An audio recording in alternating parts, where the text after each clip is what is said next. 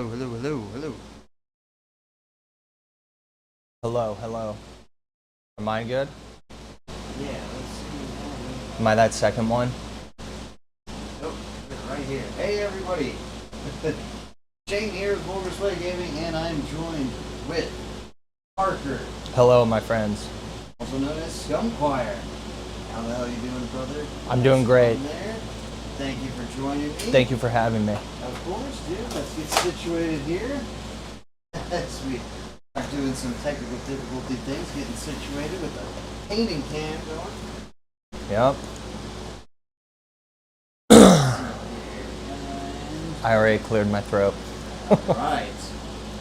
Let's see. Hey, I just set something down somewhere and I can't find it anymore.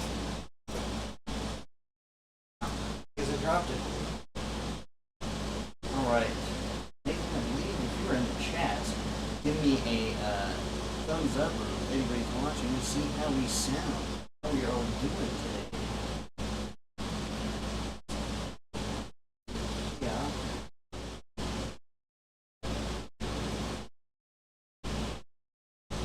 Be a second before more people start popping in anyway.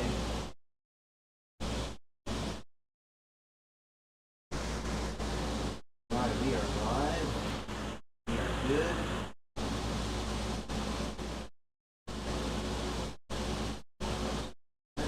And let me switch over here with you. Let me take this with me. And there we go. Oh, man.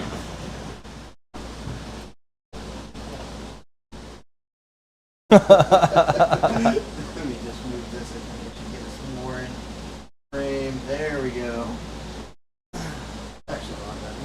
Yeah. So then I can start doing all of that.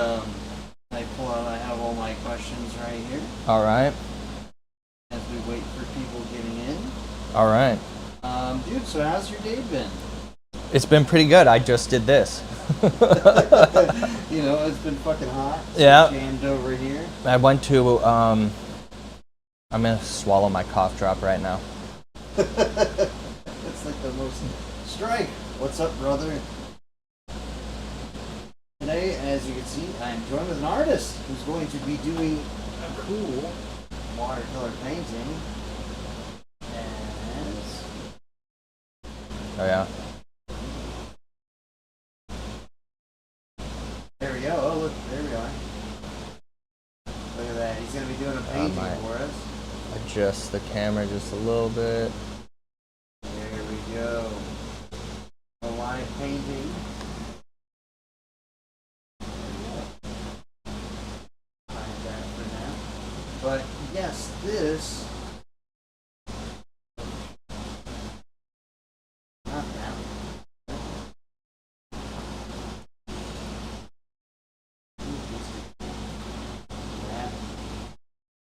There we go.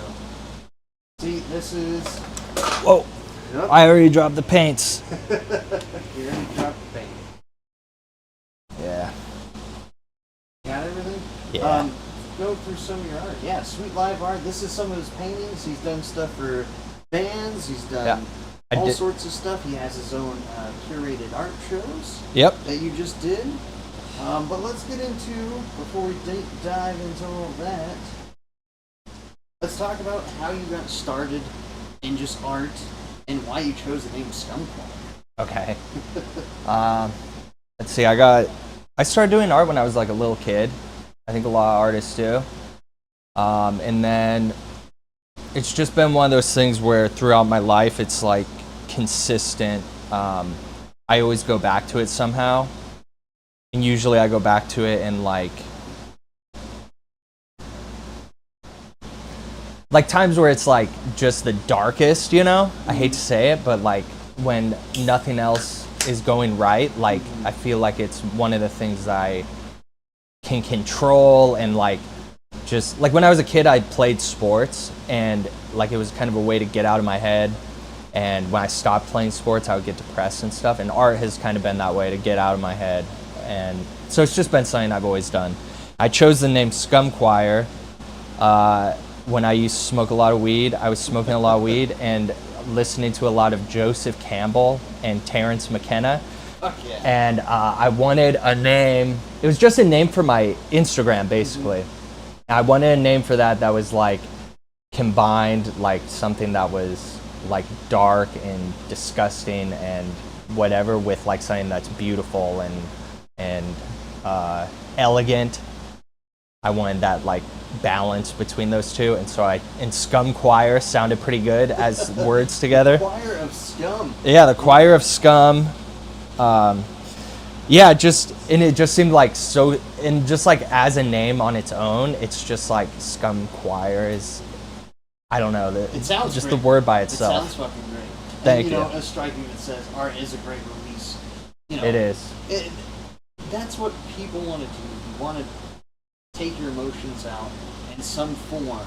You know, it could be either a physical form, such as sports, or like, you know, boxing, shit like that. Yeah. Or even playing video games, you know, expressing Totally. your stuff through that, or reading, or whatever, or creating the art. Yeah. You know, there's different ways that we go about it in our lives of how we want to consume things and how we want to release our emotions. Yeah. And you've channeled it into some really sick and twisted stuff, if I may say, in the greatest way ever. Like, that should be a compliment. You're like, whoa, this is, you know. Yeah.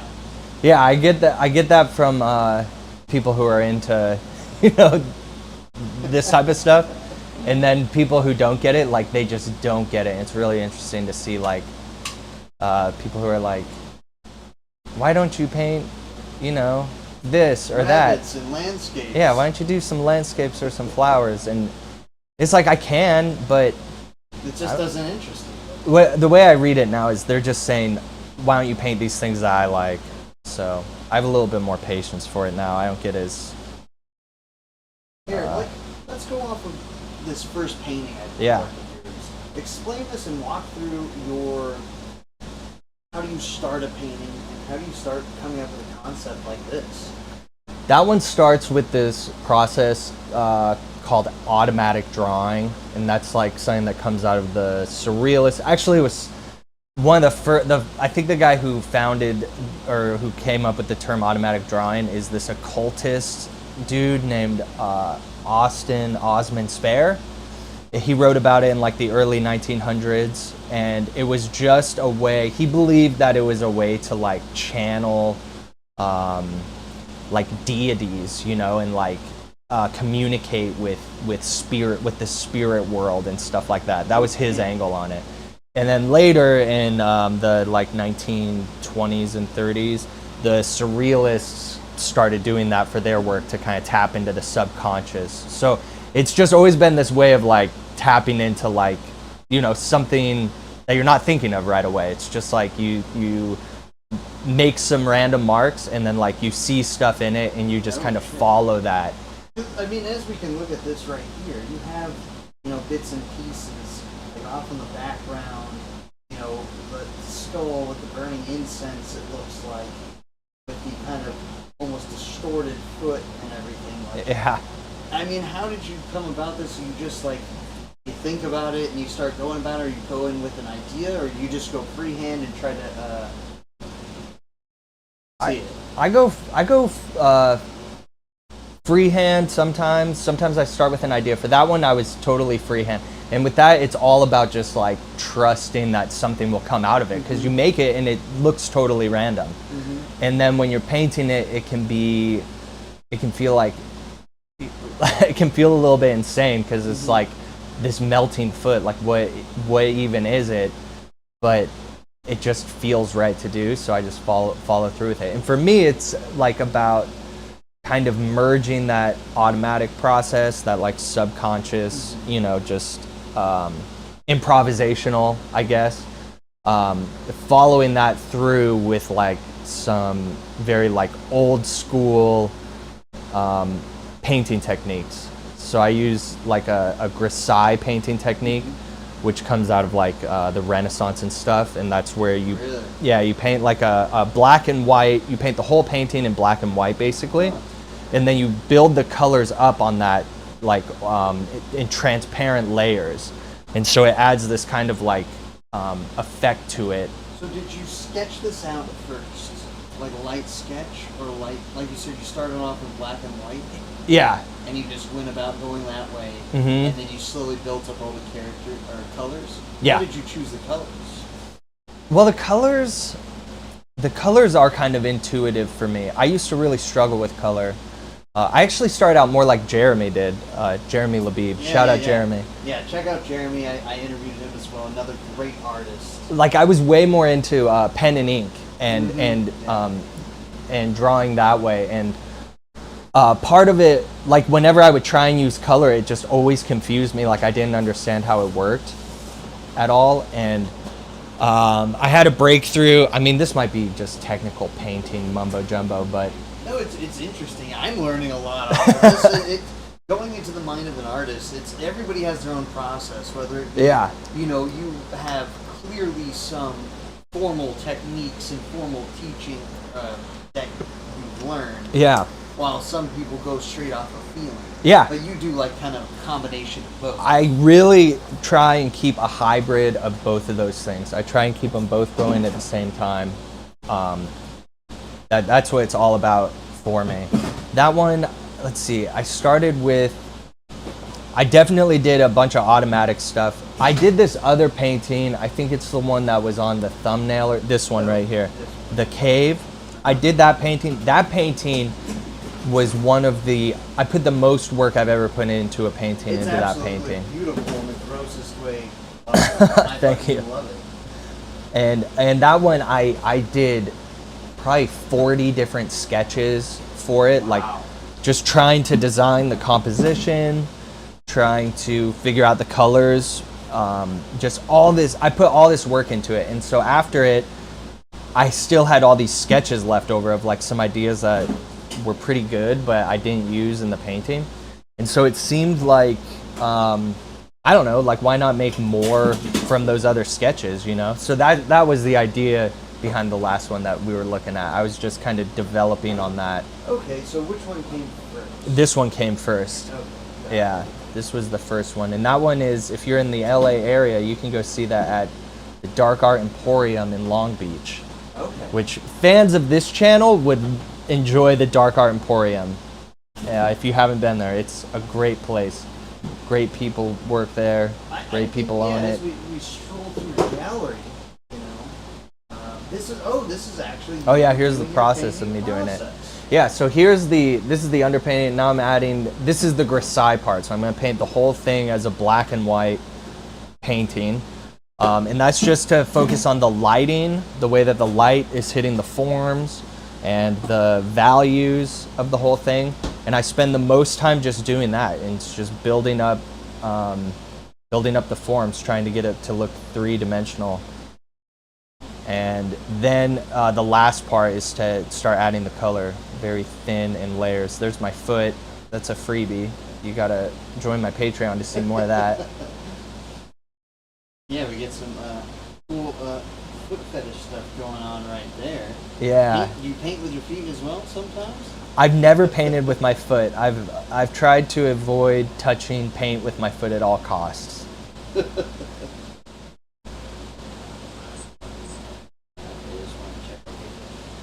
But no, this is such an interesting process, and I love the time lapse that you did with this. And you're actually, people don't realize sometimes they think artists are just doing them digitally or whatever. You're actually doing oil paintings still. Yeah, these aren't even oil too. This is acrylic. That's another. Acrylic. Yeah.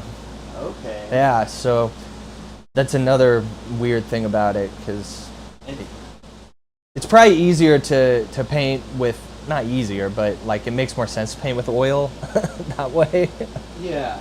Oh, that's the one. Okay, so. Oh yeah, here's the album cover. I did this for my friend Cameron of Disfiguring the Goddess. Oh, so this was for album art. Yeah, this is an album cover. And yeah, when he puts the album out, maybe he should do this show, because he's very much into video games, very much into metal. He'd fit right in over here. So who is this? What was the band name? Disfiguring the Goddess. Disfiguring the Goddess. I'll have to check them out. Thank you. Yeah. Oh, dude wants to know, was that your biggest piece? Yeah, that was So not my biggest piece ever, but I've done bigger pieces than that for sure.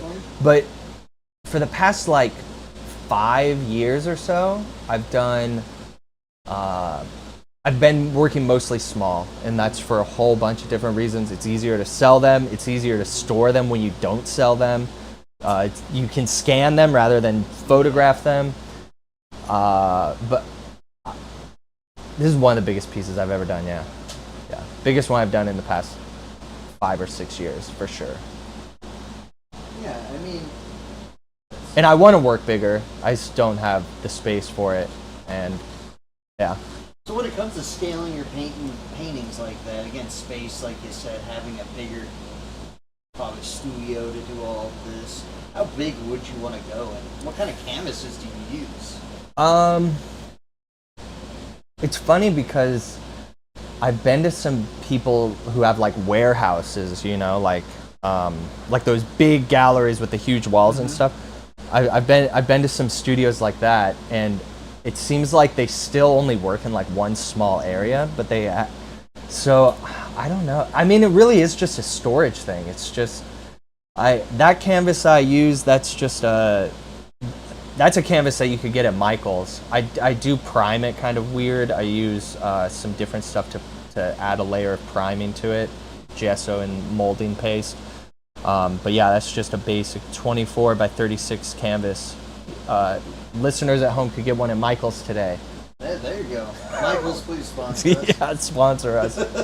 Oh, I'm shouting out Michael's. Exactly. They don't need our help. Don't go to Michael's. I changed my mind.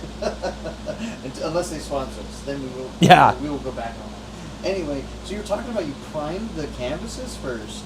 Yeah, I prime it first. Is there different methods of priming a canvas? There are. So there's gesso, which is most canvases that you buy at Michael's or most art and craft stores. They'll have a layer of gesso on it, and they'll usually say pre-gesso. You can buy raw canvas too. That's hard to paint on. Just helps the paint absorb into the surface. The gesso that they put on at the arts and crafts store is kind of uniform, and they don't really get the whole thing. And I like to just make something that's unique to my hand on the surface before I paint it. And so I found this mixture.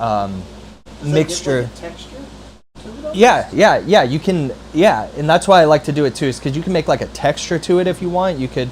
So mine, the one that I was doing, that bigger one, that ended up having a lot more texture on it than I'm used to. But I kind of like that because it's like a texture that I created. It's not like from the factory or anything like that. So that's basically why I do the priming. Layer to the art, especially people look at it from far away, but when you go up close, the strokes, the different kind of way you went about painting and everything. I feel like that adds to it as well. Yeah, definitely.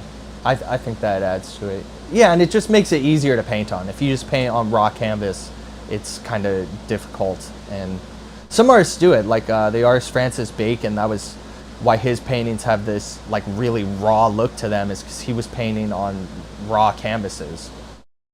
That is not my art. That's my friend Vespertine Barocco.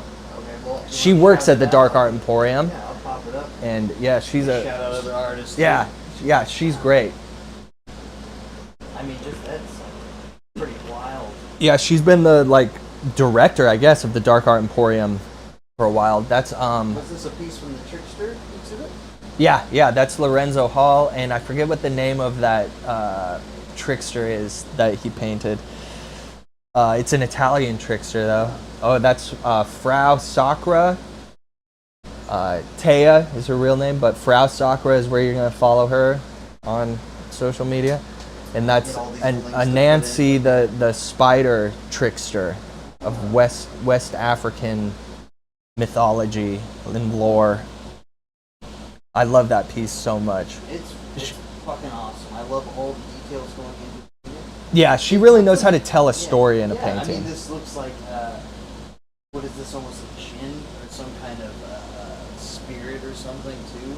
What's you know what? Mythology behind this. Very interesting. I wish I knew. I wish I knew it in more depth. What does the title say on that? Because I think that the title says part of what the story is. The Nancy the Spider captures dangerous creatures for Neon the Sky God. Oh, okay, that's who that is. For all the world's stories. Okay. Yeah, so that's part of the like trickster mythology, is that like they bring about culture and stuff like that. I just did that Trickster Arts show, so I was consuming all this content about tricksters and talking about it forever, and my mind has just like blocked that off now at this point. It's like I don't want to talk about this anymore, you know? And so I can't even access it anymore. No, I just wanted to bring it up because was that your first gallery you put on? Your first exhibit? No, I've done other ones. I've curated for Angel City Brewery. Okay. In LA. They have a bunch of different paintings up in there. Yeah, they I don't know if they're still doing it, but they worked with Art Share LA, which is a gallery that's pretty close by, and they just have different artists curate their shows. And so yeah, I've done 2 of their shows. They usually have me do the Halloween shows because I bring in some darkness for them. I have some notes here I wanted to ask about. Yeah, go ahead. You often collaborate with other artists like Adam St. George. Yeah. How do you go about these collaborations, and how does it influence your work? Like, what have you learned from the process of going about these? Those collaborations with Adam were it was kind of a logistical thing. I was moving, and I had all these paintings that I thought sucked. They were never going to go anywhere. I wasn't going to bring them with me. And so I basically just dumped them off on Adam, and I was like, you do it now. But no, it was like I had good beginnings of paintings. I had like good first, if they were like books, it was like I had a good first chapter, but then I couldn't follow through. Any of them on you? Let's see. Oh yeah, they'll be way down there. Okay, I'll keep going. Keep talking about it. I'll scroll into Okay, this. okay. You gotta start your painting. Look at this. Yeah, I'm working on it. This live art is going about. You know what's funny is I paint like this and I talk with people like all the time, but usually I'm like asking them about themselves. So the tables have turned. yeah, I know. But yeah, the Adam collabs were kind of my main collabs. I haven't done too many since then, I don't think. Yeah, unless I'm blanking on one, which I'll feel horrible if I am. But yeah, those ones and those ones worked out because I was painting in more of a loose style at that point, and Adam is very like detail. Because I mean, like right here, real quick, like this is. Oh yeah. Like fuck me, that can's out of like someone's nightmare. Primavera. Was this your sleep demon? Was it no, this paralysis demon? It's funny that you say that though, because it's kind of closely related. It goes to that automatic drawing thing and how that guy thought that it was like contacting spirits and stuff. For that one, I put a bunch of wet paint on the canvas in the shape of a head, and then I take saran wrap, just plastic wrap, and I push it into the paint while it's wet. And then when I peel it off, like that's all the texture that the saran wrap creates. Really? And then it's like it is like a dream-like thing where your mind just starts like filling in the gaps and then I kind of just go in and automatically start filling in details where it seems like there should be more details, and then eventually adding color. And so yeah, it is kind of related, I think. I've never had sleep paralysis. Have you? Yes. Yeah? I've never had a demon or something, but I've heard people describe something like this. What is it like for you when you get the sleep paralysis? Like I can't move. I'm awake, but like my body's just frozen. Really? And you're like breathing. It's like you're borderline sleep and awake. You know? Yeah. It's like kind of like almost like kind of lucid dreaming. You're like, what the fuck's going on? And you're like, I need to get up. Yeah. Yeah. You feel like powerless. Is it like really freaky?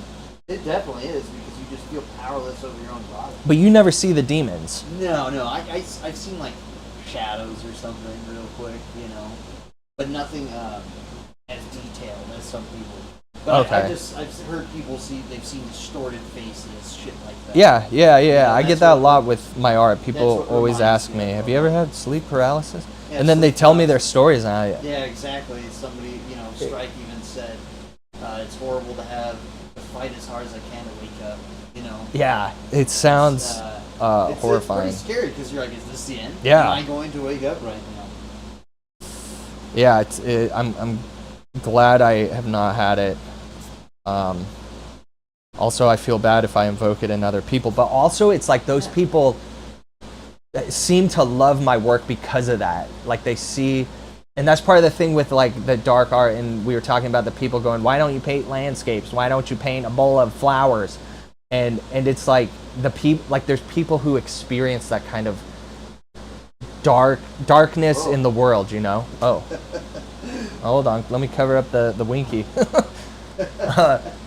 No, I think like people experience like messed up things, and I think that they like to feel like they like to feel that represented, and like they're not alone in it or something. We're having technical difficulties. Yeah, there we are.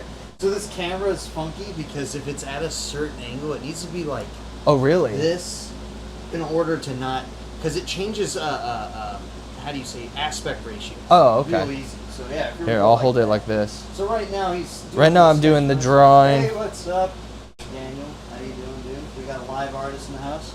Scum Choir. Walk us through what kind of piece you're doing right now. I'm doing a grotesque portrait. I started doing these grotesque portraits because I was doing all these art shows and stuff, and I hate just standing there and trying to sell my art. And I'm just awkward at talking to people about it. And I don't know, I've done a lot of like portrait drawing and stuff, so I feel kind of comfortable, you know, trying to get a likeness of someone.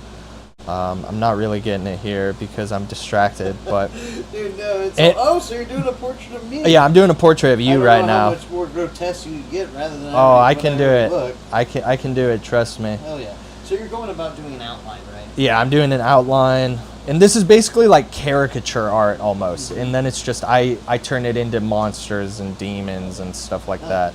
So that's that. We can have you let's find another piece of art. Yeah, let's real quick. Why I take a piss real quick. Okay. Sorry about that. No, go for it.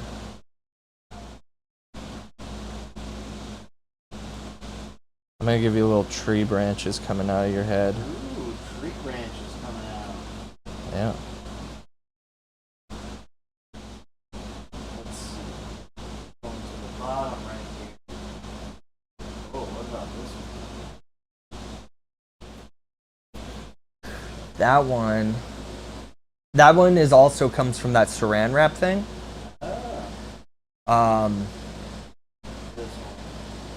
That one, I did not use that saran wrap thing, but I was experimenting around trying to get those bright colors in there. Yeah. Talk about this piece. What gave the inspiration? This one's old now. That year, I was pretty much every piece I did this year, I would do a face, and then I would add that saran wrap thing that I just talked about, and then I would paint, fill in the details. Hey guys, this is weird. You left me to talk alone. I feel like a crazy person. And now I would fill in the details and stuff. And all of them ended up looking like really bloody and disturbing, which is fine with me, but I wanted to see if I could make one that looked, I don't know, like what it would look like with really bright colors. And so that's where that came from, kind of experiments and colors. Now I don't know what to do. He's not even here, so I can't even draw him. What should I talk about? Someone say something in the thing. Help me. Help me, I'm alone and afraid. Oh, I'll tell my El Monte story. This is only the second time in my life I've been to El Monte. I live in Whittier, which is only like 20 minutes away, but I've only been here one other time, and I went on accident. It was when I first moved to Southern California when I was in high school. I'm telling my El Monte story. Oh, yeah, sweet. I want it. All right, so I had just moved here. I'm here for the El Monte story. I had just moved here. I was taking the city bus to school, and I got on the wrong one. Do you know the bus numbers or anything? Absolutely not. Okay, yeah, I've totally forgotten them. But I had to take two buses. I took one to the Puente Hills Mall, and then I would get on a transfer bus, and that would take me over to where my high school was. Damn. And it was like my second time riding the bus too. I had lived in Southern California for like a month. And I got on the transfer bus and it was the right number, but it was going the wrong direction. And all of a sudden I'm like, this doesn't look right. So I just got off and I went to the Donut King right over there on Peck. I ended up at Donut King and I walked in and I was like, where am I? And the lady was like, a donut store. It's a donut store. I was like, no, but like, what is this place called, you know? And she was like, El Monte. And I had to call my mom and she had to pick me up from El Monte. But that was the only time I got a donut. I spent whatever it was on a donut back then. Whatever little money I had, I spent on a donut. And I smoked a cigarette outside. And I remember thinking, LA is so cool. So that's the only other time I've been to El Monte. I've been to the Donut King when I was 16. Oh, there you go. Yeah. Zappa and Beefheart about El Monte? I'm not sure. I couldn't tell you straight. And Sacrifice, I believe, are working on a new album. I think they're going on tour. Sacrifice is cool. Old school band.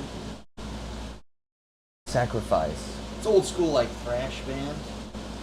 Sounds familiar. I mean, Yeah. dude, I probably have them on a playlist somewhere. Yeah, I think their first album came out in '86, I believe. Oh, okay. Yeah, it's old. Real old school. Old school stuff. Dude, I have. This is the problem I have with like Spotify and stuff is I listen to so much music and I don't have to remember the name of the artist. So like I don't know. Like I probably have a whole album of theirs I love, but like I think that Zappa is from Palmdale. Oh. That's Or at least like there's a song where he talks about Palmdale, the turkey farm and Palmdale's. Yeah. Sacrifice of Toronto thrash band. Oh, that's right. Yeah. All right, I'll check them out. I'm sorry. But I mean, I'm sorry I can't think of them off the top of my head. Another thing that I wanted to go into. We were talking briefly about it is just media overload. Whether it comes to art, comes to music, games, TV, movie, all of this stuff. Our ability to absorb all this stuff is just it's a lot. Yeah, and, totally. Especially in the art world too. You're fortunate that you just were able to do art full time now, right? Well, I mean, no, I have to like subsidize it with other jobs, and I teach, and yeah, no, I do it basically full time, but like the other rest of the time is trying to find other ways to make money. That's what I was trying to say. How hard is it to compete in this atmosphere right now? Yeah, it's just like impossible. I'm gonna give you a third eye. You seem like a third eye guy. Oh, there we go. Yeah. Now I want to put this once it's done to some tooling. Yeah, there you go. You know, but I mean, trying to stand out in an overcrowded kind of environment, especially in a dark art world too.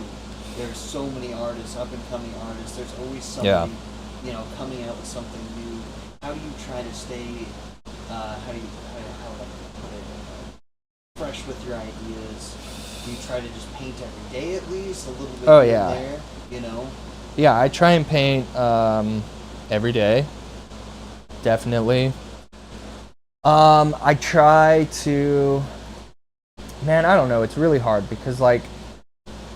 Also, everything is put up on the same like level. Like if you open Instagram, like you'll see a painting by, I don't know, some like really high-end artist, and then under it you'll see like a drawing by someone who's maybe just starting out, and it's all presented in the same way.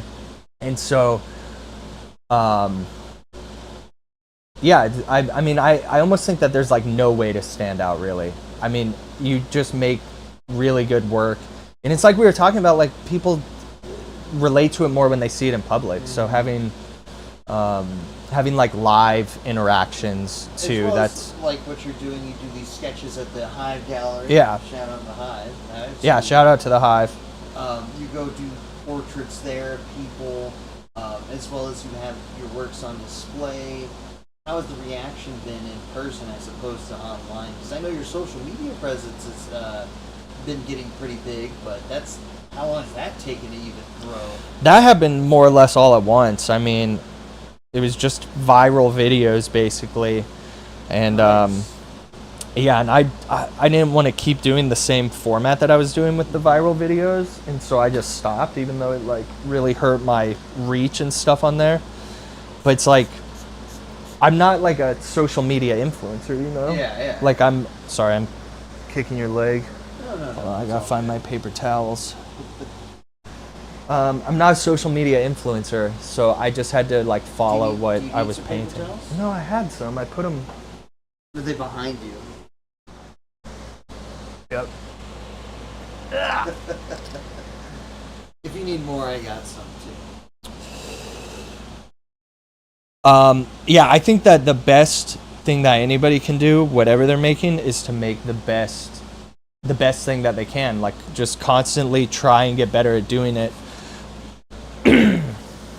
Don't try and get followers. Yeah, Don't yeah. try and get people to like it. Just like find something that means something to you and do it to the best of your abilities, and like constantly try and get better. Like strive to make something that's excellent, that's like undeniable, that even if people don't like the subject matter or something, like they can't say that it's not a good painting at least. Or in music, like even if they don't like metal, they have to at least be like, yeah, you know what you're doing on a guitar. Like just get as good at making the stuff as you can. And I think that that's ultimately what stands out. It's just like now we're in this social media age where like everything's so like short-lived and everything has to be like immediate, that people like it's harder to like take the time to do things. That instant gratification that we've come to know so much from just social media scrolling. It's like almost, I've heard it's been compared to gambling. You're scrolling through posts, you don't know what you're going to get, instead of actually absorbing what you're looking at and appreciating the art that the artist has created. And I'm guilty of it as well, you know. Like I don't know bands that I don't know Sacrifice, you know, even though I've probably listened to them. But it's hard. It's especially they make it easy, you know. Like and where are you gonna do the hard thing or the thing that's just right there and easy? So. And I could see it being, especially with painting, you have to learn a sense of patience with it, and understanding your art, understanding yourself, like where you're coming from when you're going about creating something. Yeah. You know, so I guess that should help. But again, like you said, we're all guilty of scrolling through the endless doom scroll of social media nothingness. Yeah, the void. We're all scrolling through the void. And then like I got lucky on social media and got a whole bunch of like followers on there, but it was like it was luck basically, you know. And I just chalk it up to like a lucky break, and but it's so tempting to be like, oh, I should just keep riding this train, and like, but that's just not me, you know. You don't want to sell yourself out to, if you're like, fuck, I don't enjoy doing this type of content anymore. Yeah. Why continue doing this? Like you just said, be authentic and the right people will find you, you know? Yeah, exactly. Yeah, that's my friend. Oh, nice. I don't know if she wants me to say her name on here, so I'm not going to, but well, we appreciate you tuning in. Yeah, we really do. It's good. It's good. I'm glad that you're here. Yeah. But we're about to probably gear up for a giveaway in a bit. Oh yeah, let me hand these over to you. You can go through. We actually have 3 people in it right now. Because we changed it where all you have to do is talk. So if you're watching right now, just talk. Chat in the thing and you're automatically entered to win a giveaway of some art prints. And I'm going to bust these out to show what you could win. There you go.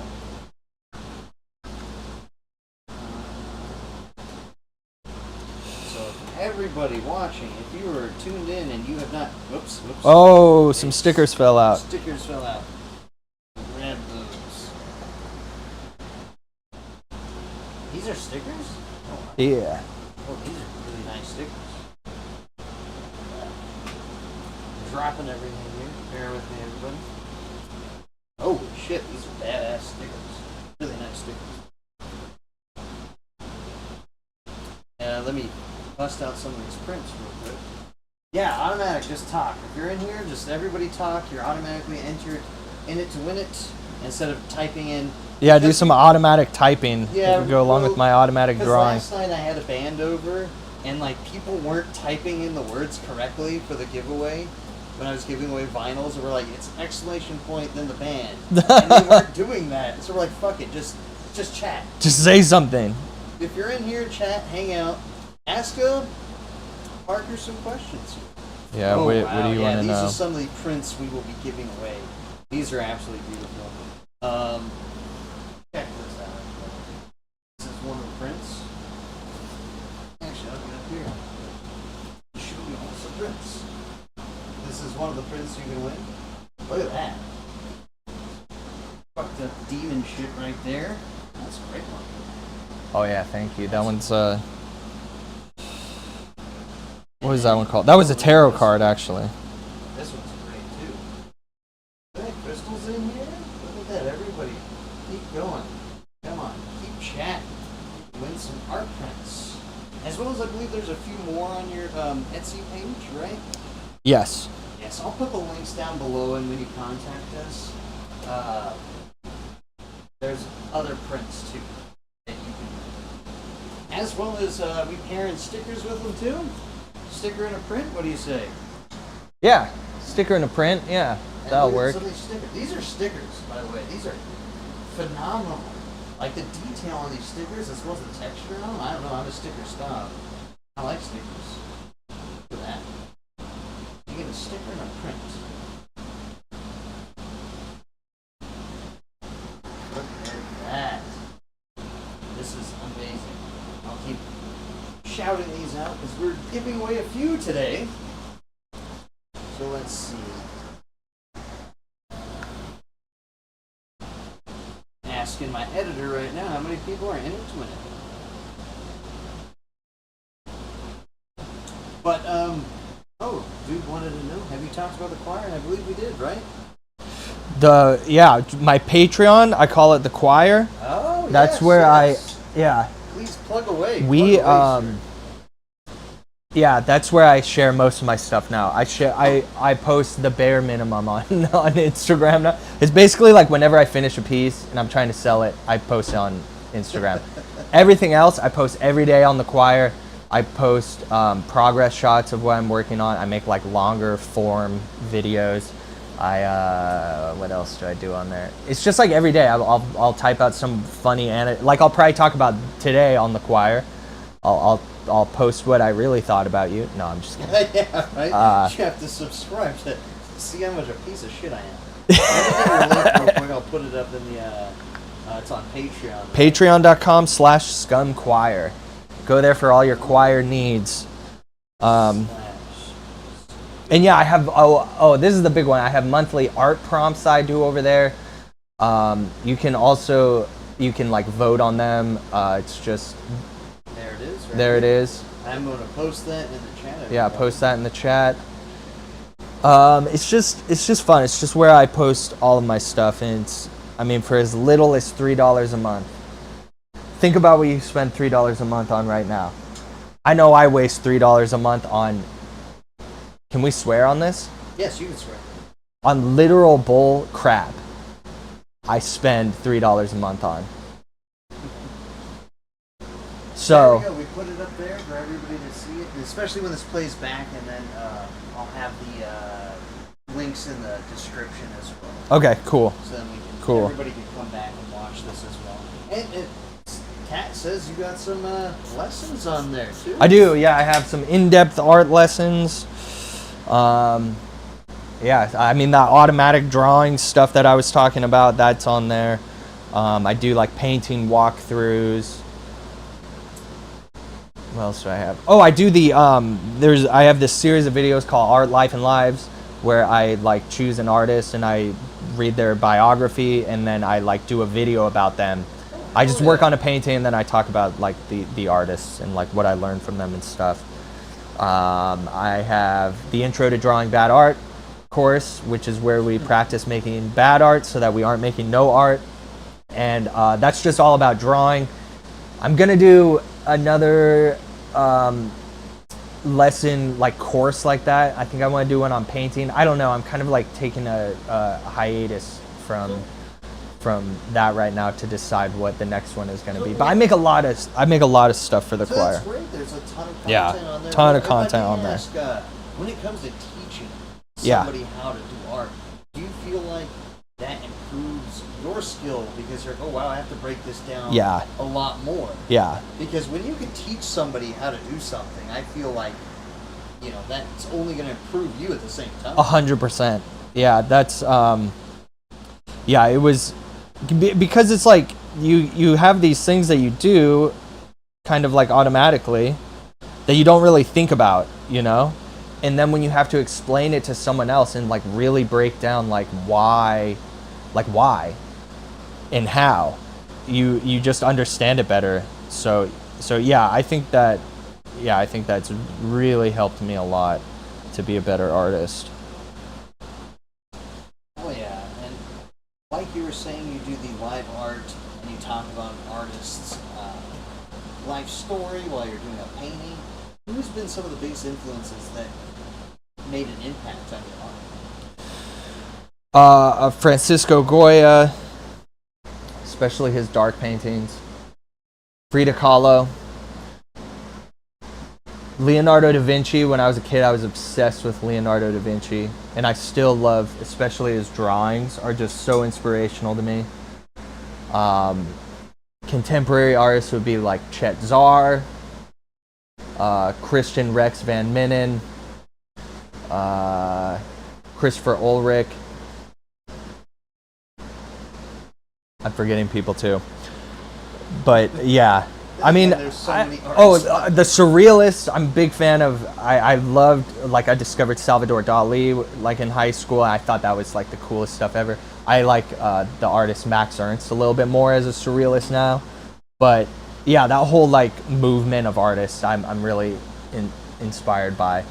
I mean, as well as like I grew up, like I was into like metal in high school, so all the great album covers I was just gonna ask about your non-artist influences on your work. Oh yeah. As well as like music, TV shows, whatever have you.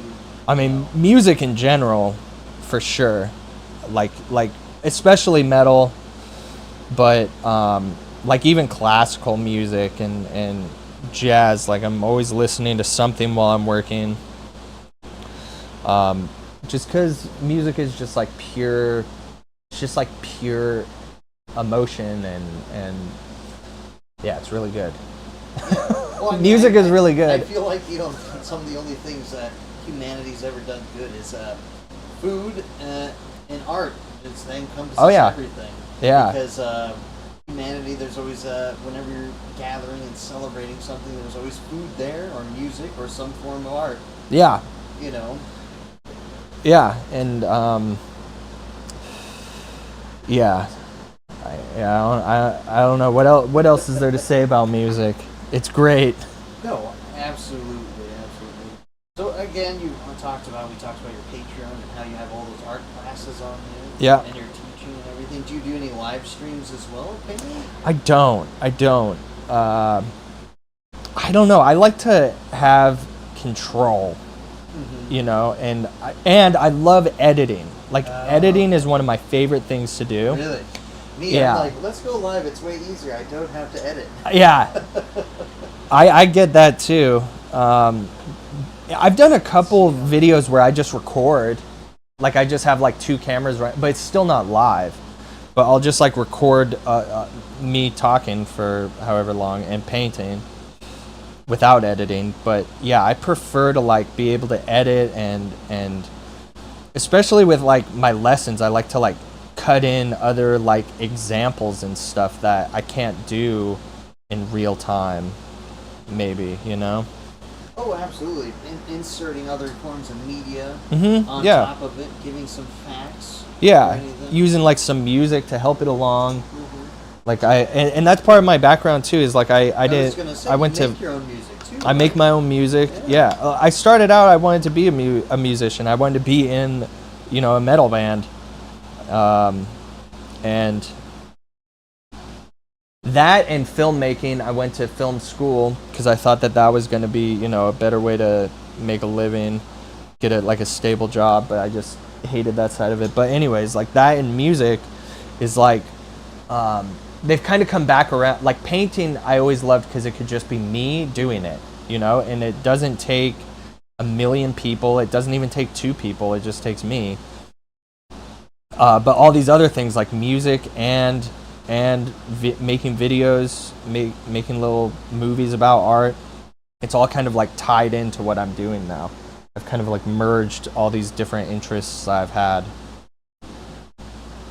And I think that's another thing when you were talking about like how can people stand out and stuff. It's like find the thing that you know how to do that other people don't know how to do, and figure out a way to integrate that into your thing. Like I got lucky that I knew how to make videos when everything on social media became video related. Yeah. Yeah. But like, and you could stand out by doing some stuff like this. Yeah. What about this piece? I made this. I think I was sick when I started this one. Really? Yeah, and this one is called "Kiss Me Before I'm Sick." Do you know what that's from? Do you understand that reference? No. That's from. Let's see if anyone in the chat gets it. It's called "Kiss Me Before I'm Sick." Anybody get it? Anybody get that? But yeah, I give was them a few minutes. sick. I don't know if it was COVID that I had. I think I was just sick with something, and I started that painting. And then I finished that painting. I can't really remember much of the process behind it because it was a few years ago. But I do remember I was sick when I started it. See, look at this. I'm trying to bring back all your past work. Do you ever go back and look at it to see where you started from?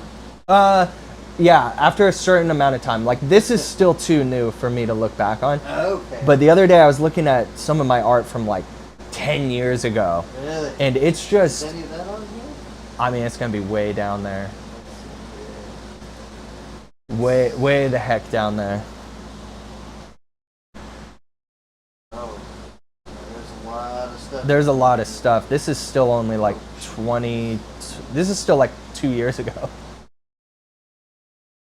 No, as I'm scrolling down to that, talk about how have you seen yourself progress compared to, like, you know, looking back at your art 10 years ago? Are you satisfied with your progress? Obviously, No, never. Right.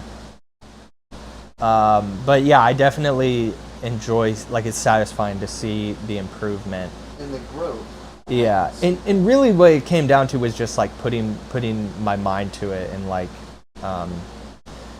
when I started out, I was just going all in, like whatever happens, like just get it all. It was more like catharsis for me back then than it was like focusing in on the technique and stuff. Oh, I can definitely see that. This was for my first Hive show. Really? Yeah. All these pieces were... I remember I worked very hard on these simple videos, trying to make sure the paintings looked right and everything. No glare. Yeah, no glare. I didn't even use a polarizing filter, which I would now, but I did a lot of takes of these. There it is. Yeah, my first... Even just making those videos, it's doing the simple editing. That's art in itself, because you're like, I need to capture the essence of these pictures. How do I make this stand out that people will appreciate this in a video form, you know? Yeah. Well, editing is an art, and editing is very closely related to music, too. Like, if you know music, like, because it's all about rhythm and, like, just feeling the timing on things. So my background music helped with editing. Editing has helped with my art. It's all, like, full circle. Kat wants to know, isn't it still cathartic? Not as much as it used to be, because now it is more of like a job, and like I feel like I have to get things done, and it can be for sure, but I don't use it. Now I go back to music more for that type of thing, for the catharsis. So there is that too. Again, when I was talking to a band last night, like, everybody likes to say, like, oh, wow, you're doing art for a living, you're doing this for a living. Isn't that the greatest job in the world? But I mean, it's still, at the end of the day, a job. Yeah, it's work. It is work. And I guess at the beginning, there are parts of it that are like catharsis, and I do, like, fundamentally, I use it to get out of my own head, to get, like, whatever, It's just therapy like, at the same time. Therapy. yeah, whatever gnarly feelings I have or whatever. But that's such a small part of it now. Like, I like that I can get it in there and it's worth it, but it's, yeah. Do you have any art that you paint just for yourself? No. No, not really. If anything, I guess it's like the studies that I do, but those are for the bigger paintings. So I have like a sketchbook, and I do smaller studies before I do. That one was actually inspired by a Giger drawing, an H.R. Giger. Huge fan of Giger. Oh yeah, he's watching over us now. I know, right?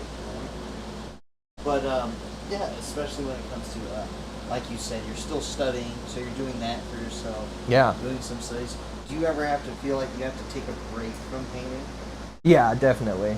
And do you try to do another form of art, like you said, create your music? I play guitar. Yeah. You play guitar too? Yeah. Hey, that's another form of release in itself. Like Yeah. you said, creating music. That's learning something too. Yeah, it is. It is. You And just play Wonderwall on repeat? I just play Wonderwall over and over. Okay, got it. That's it. Wonderwall. And I try and sing it too, but no one gets to hear that part. Nice. So right here, I could see again with the texture stuff on some of your paintings. Yeah. So these were experiments. I don't know what I'm doing there. That's actually that paste I was talking about. I prime my canvases with that stuff now, but that texture on there is the kind of texture that you can get out of that stuff. It's kind of fun to play around with. You can get some really nasty, like concrete textures, or No, and you know, we keep saying it, but adding that texture to your paint is it adds a whole other layer to it for people to discover. yeah. Do you add any textures to your The Warhammer stuff? to the Warhammer stuff? Yeah. The basing. Do you have any? Do you use any like steel iron or something to make them So I have aged? Well, I can at least show you right here some of it, as opposed to some of these are worked right here, like this one. Use like almost like some oils to get into the black. Oh, okay. And then these are very, very rudimentary still in the process. I have some finished stuff over there. But, You won't add anything to like texture it and make it like look beat up or anything like you that? can do weathering and everything. Yeah, That's weathering. Way above my skill. Above your pay grade? Yeah, I'm still trying to learn and trying to even just finish these things. Get paint on them. Because I have probably close to like 400 miniatures I need to paint. Oh wow. That's a fun hobby. And How did you get into doing miniatures? that was me as a kid.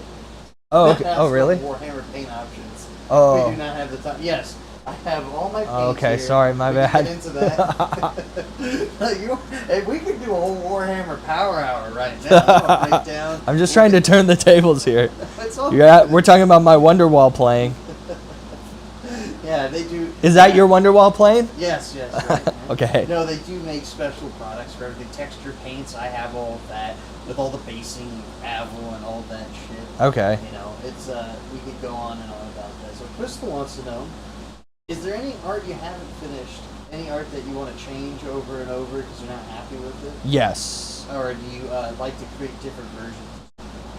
I do like to create different versions. I used to have. Now I've started doing more like studies and stuff in Photoshop to really, just to make it easier, because I feel more pressure to finish stuff and sell it or put it in the gallery. And so with that, it's like I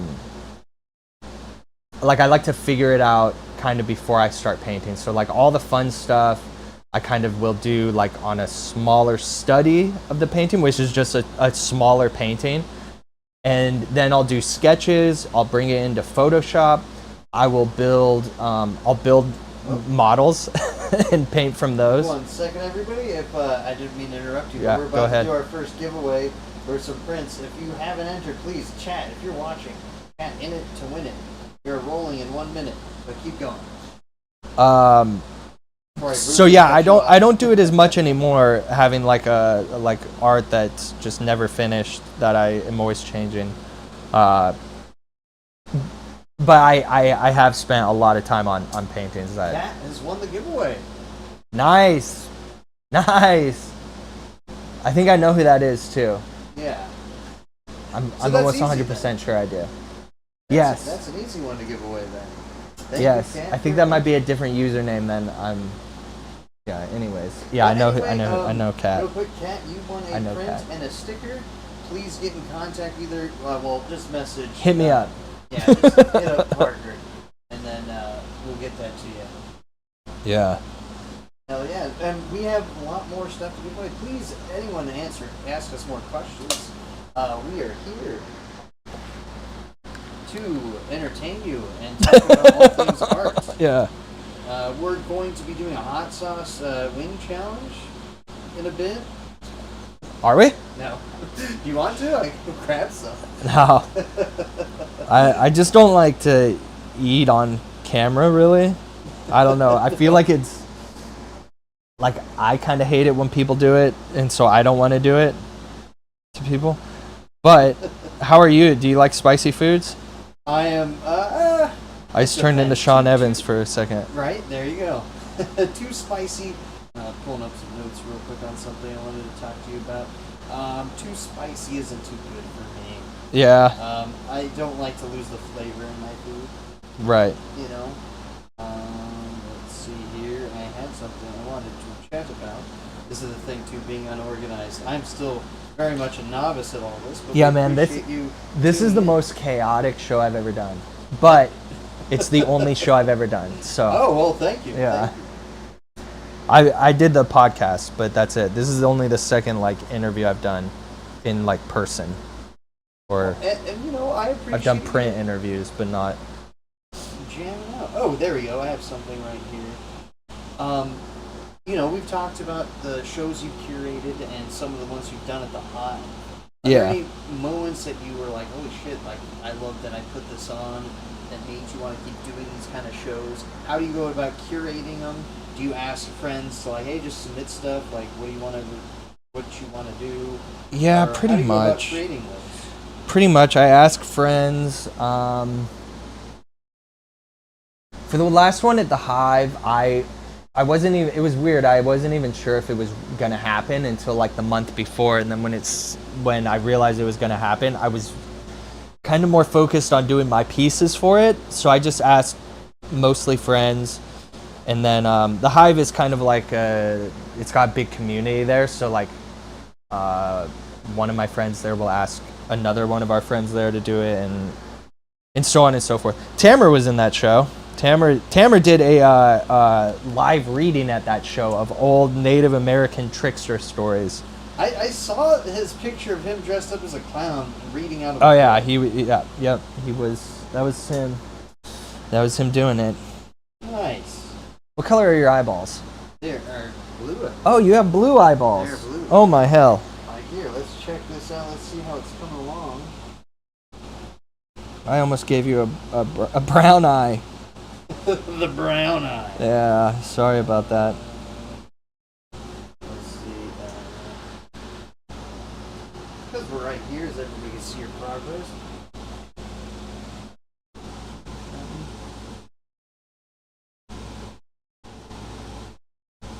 Yeah. Okay. Sure. Okay. Just, I forgot I wanted to talk to him about something before we. You guys like how? Oh, I like how you switched the camera angle too. But look how he's coming along with creating a very grotesque version of myself that I'm not even sure my mother would love if I looked like that. Dude, last night I was doing a grotesque portrait of this girl, and her mom was there, and she definitely didn't approve of it. No, I love the grotesque caricatures you're doing. Yeah, so, for sure. The question I wanted to ask. The question you just showed. I'll ask surprise. Yeah. Let's ask surprise. You know, because it's one of those things. I was like, oh fuck, I should have asked beforehand. But anyway, in past interviews, you mentioned that you've had a mystery illness that's kind of changed your life and your art. Can you elaborate how that experience has shaped your work? And your perspectives on life in general. Not so much the work, but just the perspectives on life would have been that I was young and I was like I was coming off that part of being young where you feel like you're invincible, and Just knocked you down a peg. yeah, I just realized like I'm gonna die probably, definitely, and then all of a sudden I had this weird illness thing, and it was like, oh shit, I might be dying, and yeah, so that was really tough. But then it was like just a matter of, well, what do I want to do? And I wanted to create art.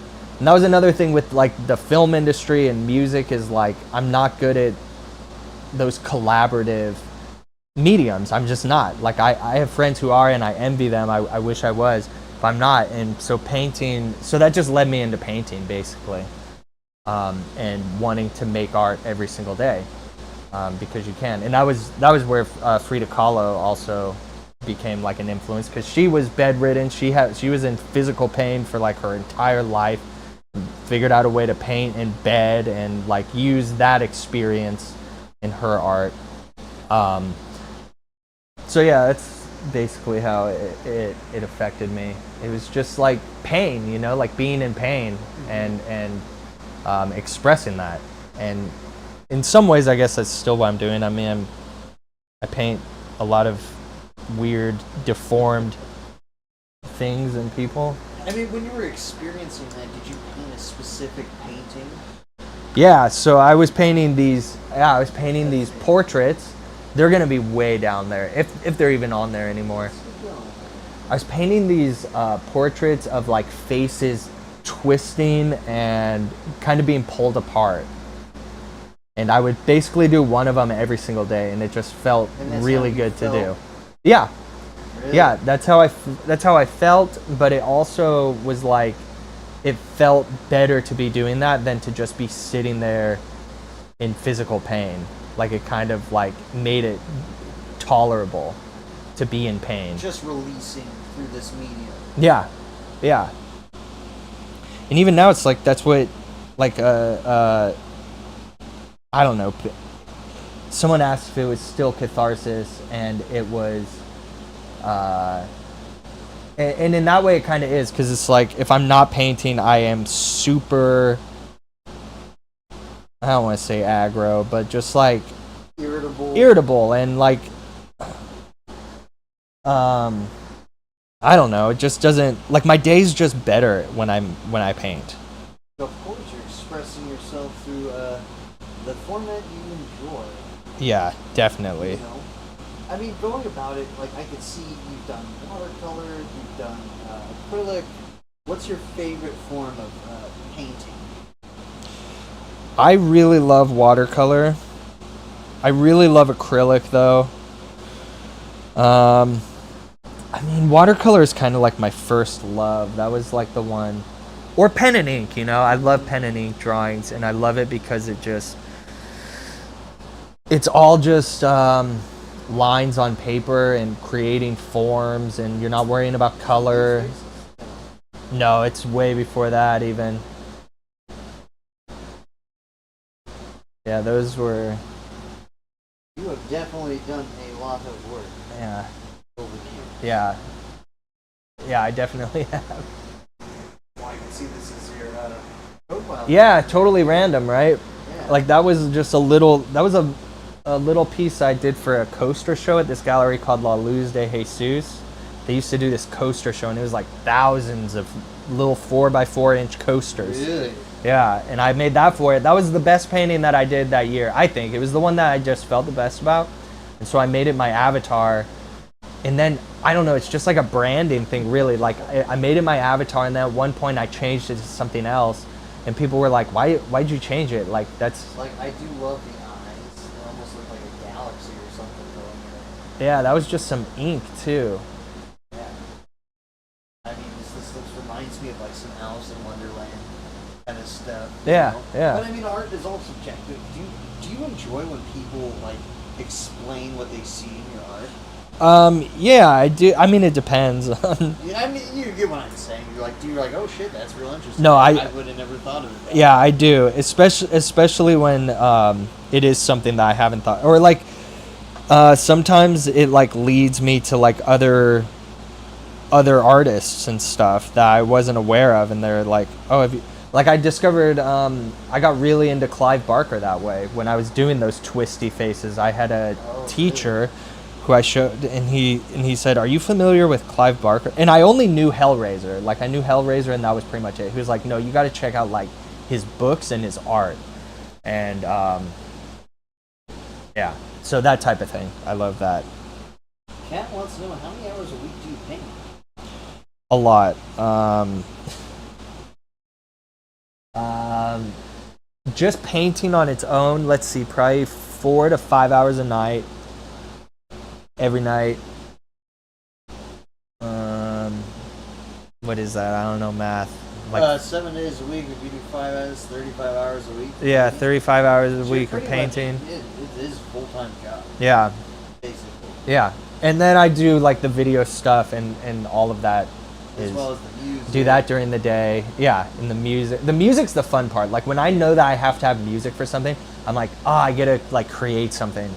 Do you have like a keyboard and everything you work off of? I use Splice. I use samples. Okay. But I do have a little MIDI controller, just because the samples are easier to do on my timeline. I would create on a keyboard or something if it was like more efficient to do it. But have you ever used Splice before? No. Do you make music? I do not make music. I'm a consumer of art and music, and that's why I started this, to again promote art and the artists behind it.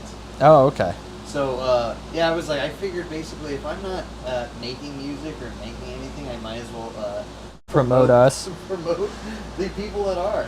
Yeah, well, in a way, you're more important than we are, because I am not important. I am just trying to bring out the best in my guests and make sure everybody appreciates art and, you know, the people behind it. Tell your stories. Yeah. Because, again, like some of this stuff, this pen and ink, this one? Yeah, that's pen and ink. Yeah, that's more along the lines of what I was doing. This looks like a monster, like that would be in Monsters Inc. Yeah. Just, you know what I mean? Yeah. You know? Kind of goofy, kind of funny. And Crystal said she loved the teeth on your logo. Oh, thank you. Yeah. The teeth. One of the best comments I've ever gotten on Instagram was a dentist commented on one of my like little characters. He said, "Those are great teeth." I went to the page and it was just like some random dentist, and I was like, "That's amazing." And is there a fetish for teeth? No, I just like I like details, and there's a lot of details in the teeth, and I like making them shiny and. Absolutely. So what's your favorite aspect of a character that you like to draw? Everybody's got one. I think I remember I was talking to Jeremy, and he loves claws. Oh yeah. You can see a lot of claws in some of his creatures and characters. Is it teeth? There is. I do like doing the teeth. I like doing eyes. Eyes are fun to do. Eyes are also one of those things where you can like I do it for my little kid students all the time. I'll draw like a pretty realistic looking eye, like simple, but like it looks and it just blows their mind. And I kind of like that about eyes. That like if you know like the tricks of it, like eyes look like they're pretty hard. Yeah, they look that way, but like there's some really basic tricks that you can learn and do them pretty simply, and it's fun to do. So. And when I was talking to you can impress people. Yeah, he said like hands were kind of hard. The perspective on hands. Yeah, hands are definitely hard. Which I would never think of like hands like that's hard, but the way hands move, they bend. Yeah. There's all the Yeah, well, it's because like just a hand like this isn't too bad, because you can like break it down in perspective. But then once you start moving fingers around and stuff, it's like now you have multiple perspectives going on. You got to keep the proportion, and it's just a lot going on there. What's been one of the most difficult techniques that you been trying to tackle and you're still learning? Right? That is a good question. Oh, sculpture. I've been getting into sculpture lately. Nice. I don't know if it's necessarily difficult, because in a way it's a new skill in itself. It's a new skill in itself, but in a way it's like with painting you have to create the illusion of perspective and the illusion of space, and you don't have to do that with sculpture. It's like whatever is there is there. It creates the shadows themselves. Yeah, exactly. But I'm just not used to like the tools. I'm not used to the clay, so I guess that's probably the toughest thing that I'm focusing on right now. And I don't have a lot of time to learn it, so it feels like you can only put a certain amount of time in it. Yeah, and all the progress I make is just so slow. But I mean, it's one of those skills that's going to take a little bit more time to build up. Are you going to try to sculpt something for an upcoming gallery or an exhibit? No, I started sculpting for reference for my paintings, basically, because really? because I paint weird stuff, and it really helps it if I have a model to work from, to see the shadows, to see the light, and so I started sculpting for that reason, basically. But I really love it, so I want to get more into it, and So you're basically just trying to make mock-ups of your paintings. Yeah, basically. Yeah, I make little maquettes. Yeah. Are you doing big slabs of clay? No, very small, very small. Everything I do, I try and keep pretty small, just because of space reasons, space constraints, and storage constraints, and time constraints. Crystal says she wants to start dry clay. Are you using dry clay, or? I've never used dry clay. I have a pack of it, and I've never used it, but I use Sculpey, which is polymer clay, and I want to get into monster clay as well. I need to explore more of the different clay options available. I've only used Sculpey, though. Okay. Are you baking any of it afterwards, or saving it, or it's just like, just clay, make a real quick mock-up? Sometimes I bake it. Usually I just make it as a quick mock-up, which Sculpey is not the best clay to do that for. Monster clay would be the better clay. But is that good for beginners? Yeah. Sculpey's good. Oh man, I'm the worst person to ask. I would just say get some Sculpey clay and play with it in your hands. I mean, start simple. Start with Play-Doh. That's my advice for everything, is start simple and see if you like it, Get a feel for it first, even with painting, So, going into that, what advice would you give to somebody who wants to, is doubting themselves that they can even draw or paint? How would you go about telling somebody, here, just start off with this and just start drawing? Well, the first thing would be to just let yourself be bad at it. That's for anything that you want to learn how to do. Because most people accept it. I mean, it's common to think if I'm not good at this right away, I'm never going to be good at it, or just lacking the patience or whatever. But if you really want to do something, you just have to do it. Be bad at it. Yeah. Just make it. Just do bad ones a bunch of times, but also just learn what the basic fundamentals are of things, and always go back to them. With drawing and painting, I can speak to is there's just a certain amount of fundamentals of it that if you go back to them, you improve. No matter what type of art you're making, all it is you're making arrangements of shapes and colors, basically, that add up to a picture. And if you're stuck in a hard place, if you go back to those basic principles of it, that's usually what it is. People will often think that they have a hard time with color, or they have a hard time with this or that thing, but it's almost always these really basic fundamentals that they just have to go back to, and then everything else kind of takes care of itself. I don't even know if that made any sense, but no, it totally does. Learn the fundamentals. Learn the fundamentals first, And it'll- accept the fact that you're not going to be good at it Yeah, the first time around. exactly. That's Because, that's the thing. That's how people give up so easily when they're like, "Oh, I'm not good at this. I didn't catch on so quickly." Yes. You have to give yourself time to be bad at it. Yep. To understand where you're coming from, and then say, "Hey, I need to learn this technique." And that's why I called the drawing videos that I make over on my Patreon. That's why I call it the Intro to Drawing Bad Art course, because you're just the only way to make good art is to make a lot of bad art, just over and over. And like even now, like right now, what I'm working on here, I feel like this is a really bad painting, but like I'm just messing around with it at this point, and we'll see where it goes. We'll see if I can save it, but this is not my best work. Your beard is way more wavy than this one is. No, as you can all see, look at this beautiful portrait of myself so far. Crystal says thank you for the advice. You're welcome. Keep with it, and yeah, keep working. No, I think this is great so far. Keep trying. I love it. Yeah, Just it's the fact decent. that you can just create something right now, just like off the top of your head. Well, I have a model here. I have a model right here. I am the model. Yes. I thought I would like. All right, I need my hair flowing down for this. You gotta get the. Yeah.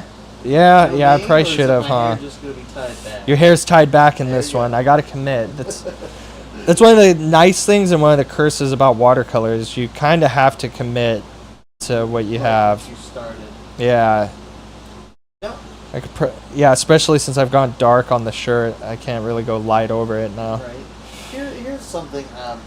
Me and Jeremy had a long conversation about it too, and I love just getting everybody's input on it because I think this is a conversation that should be talked about. But AI is becoming very prominently used in today's society, and especially with art. Yeah. Do you think? How would you go about? They're feeding everybody's art. Basically, you have your shit on Instagram. It's being fed into this learning machine. Yeah. How should artists be compensated for that? There should be compensation, shouldn't there? Yeah, I want to say yeah. Okay, when AI first started, even on my Instagram, I think that there's some video that like talks about it. I've just come to the conclusion that I have no idea what's going to happen with it. Is it scary? Looking at this. Yeah, a little bit, but also, I mean, it's hard to say because right now, not really. It's so rudimentary. It's so rudimentary, and like I think that a lot of times it's obvious to me. At tell least. us something. Yeah, just like you can tell in like fabric, or like certain complexities like that. When it's AI, there's just like the folds don't make sense on and it's interesting because like now artists are starting to use AI as like their reference. So like there's painters who will like have AI generate something rather than them like developing a little maquette or something like that. They'll have AI generate it and then they'll just paint it, and they'll even like sometimes paint the mistakes that the AI made without changing it. I don't know. It could be interesting in that way, like painting the mistakes. It could be a tool, like you were saying. Yeah. Like you could do mock-ups or overlay something on it. Like, let me see before I paint this on here. Let me try to Photoshop this on there, overlay it or something. You know. Yeah, that's my concern. Is if it like stops being a tool and starts being like the main. Just a product. That's the main way. I'm of the school like there's a meme that's like I want AI to like do my dishes and laundry so that I can make more art, not make my art so that I can do more laundry and dishes. Yeah. That's kind of my thoughts about it right now. But I really don't know and like the thing I was saying about how it doesn't get fabric right and all these little subtleties that I can't get right. Like it'll probably change those, and. That's the thing. It's a tool, and it's constantly being worked on, and it's only going to get better. It's only going to get better, yeah. I just hope that there should be some kind of option, either on Instagram or wherever you share your art, to say, would you like to be in on this? We will compensate you, whatever. Yeah, totally. Or it's just, it's basically stealing because they're feeding everything all into this algorithm, and it's churning out like fucked up versions of people's art.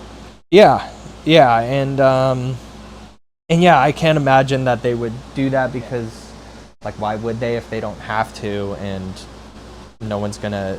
It doesn't seem like anyone's gonna make them do it. Yeah, and AI is really bad at hands. That's what dude's saying. Yeah, I've seen it. yeah, it's bad at hand. But assuming that it keeps going on the trajectory it's on, it'll get good at hands. And I don't know. I'm really just uncertain about it. I just don't. I can see, okay, I just don't know what I think about it anymore. Commercial aspects. I think companies are going to try to use AI as much as they can. Totally. So, like, for commercials, shit like that, where like, Yeah. well, we don't need this, or like logos, like we'll just have the AI generate that. But hand-drawn art, things that you're doing, obviously we won't be able to replace that unless one day you got a robot that's painting. And Yeah. which there have been, I will give a good example of how I believe AI should be used. This band, have you heard of Unleash the Archers? Like a power metal band? No, it sounds Really nerdy awesome. metal. No, it sounds Great awesome. I'll Yeah. show you some other stuff. You gotta check them out. So they went about using AI in one of the best ways, I think, where they contacted an artist. They paid the artist, but they said, hey, can we feed your art into this machine, work with us, and help us develop this music video?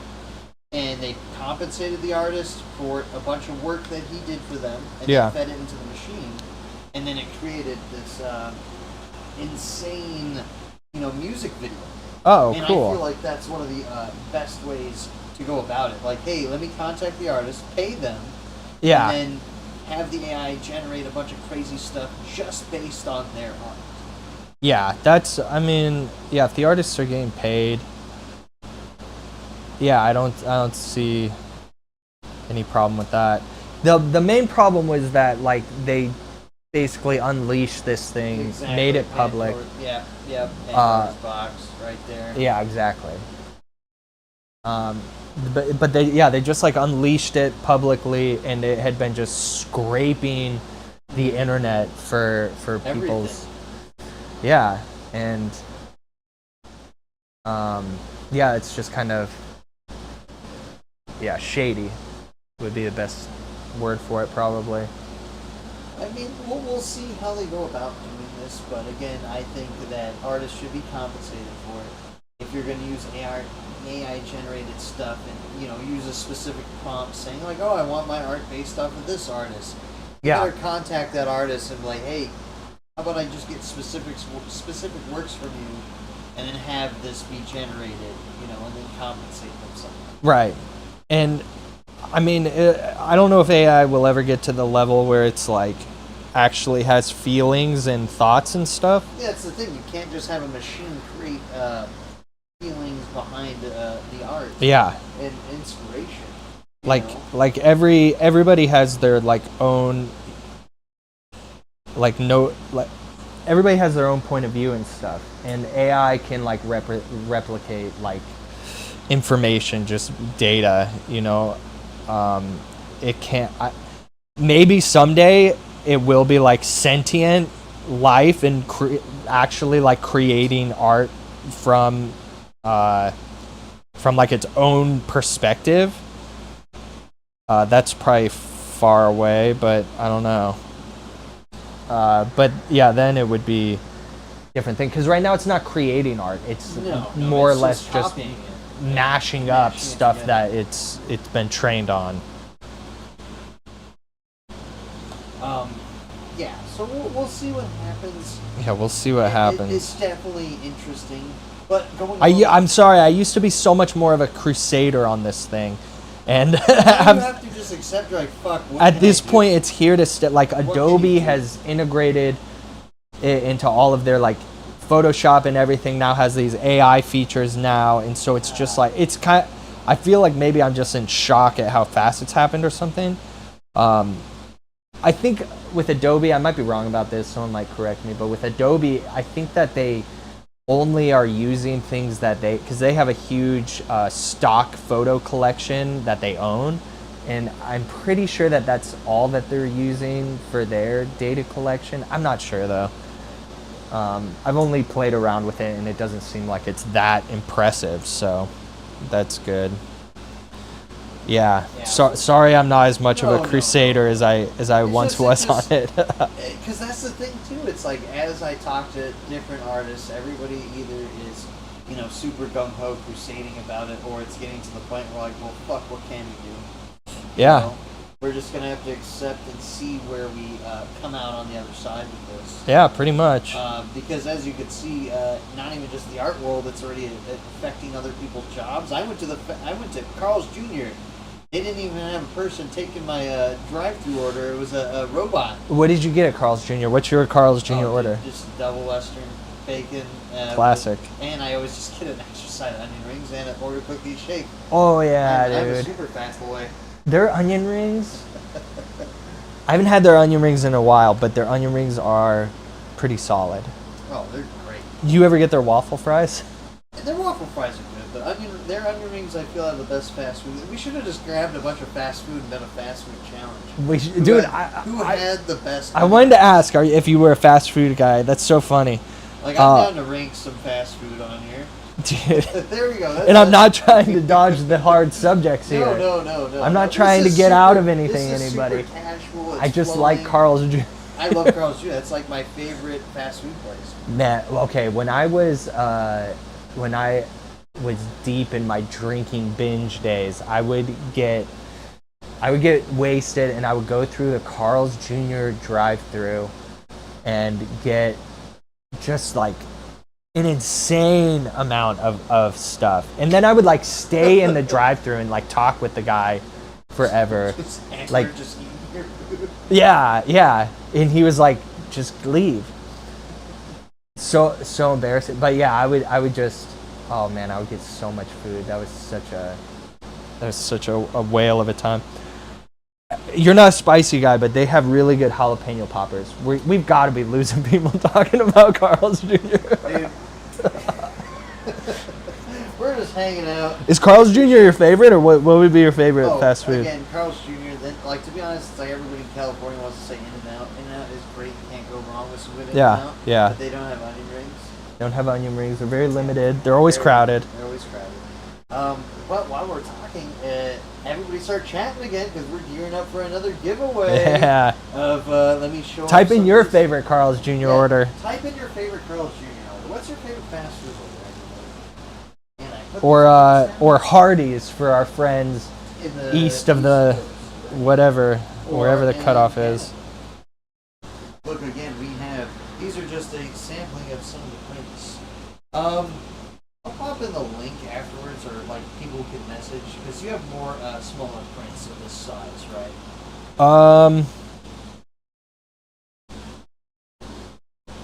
What do you mean?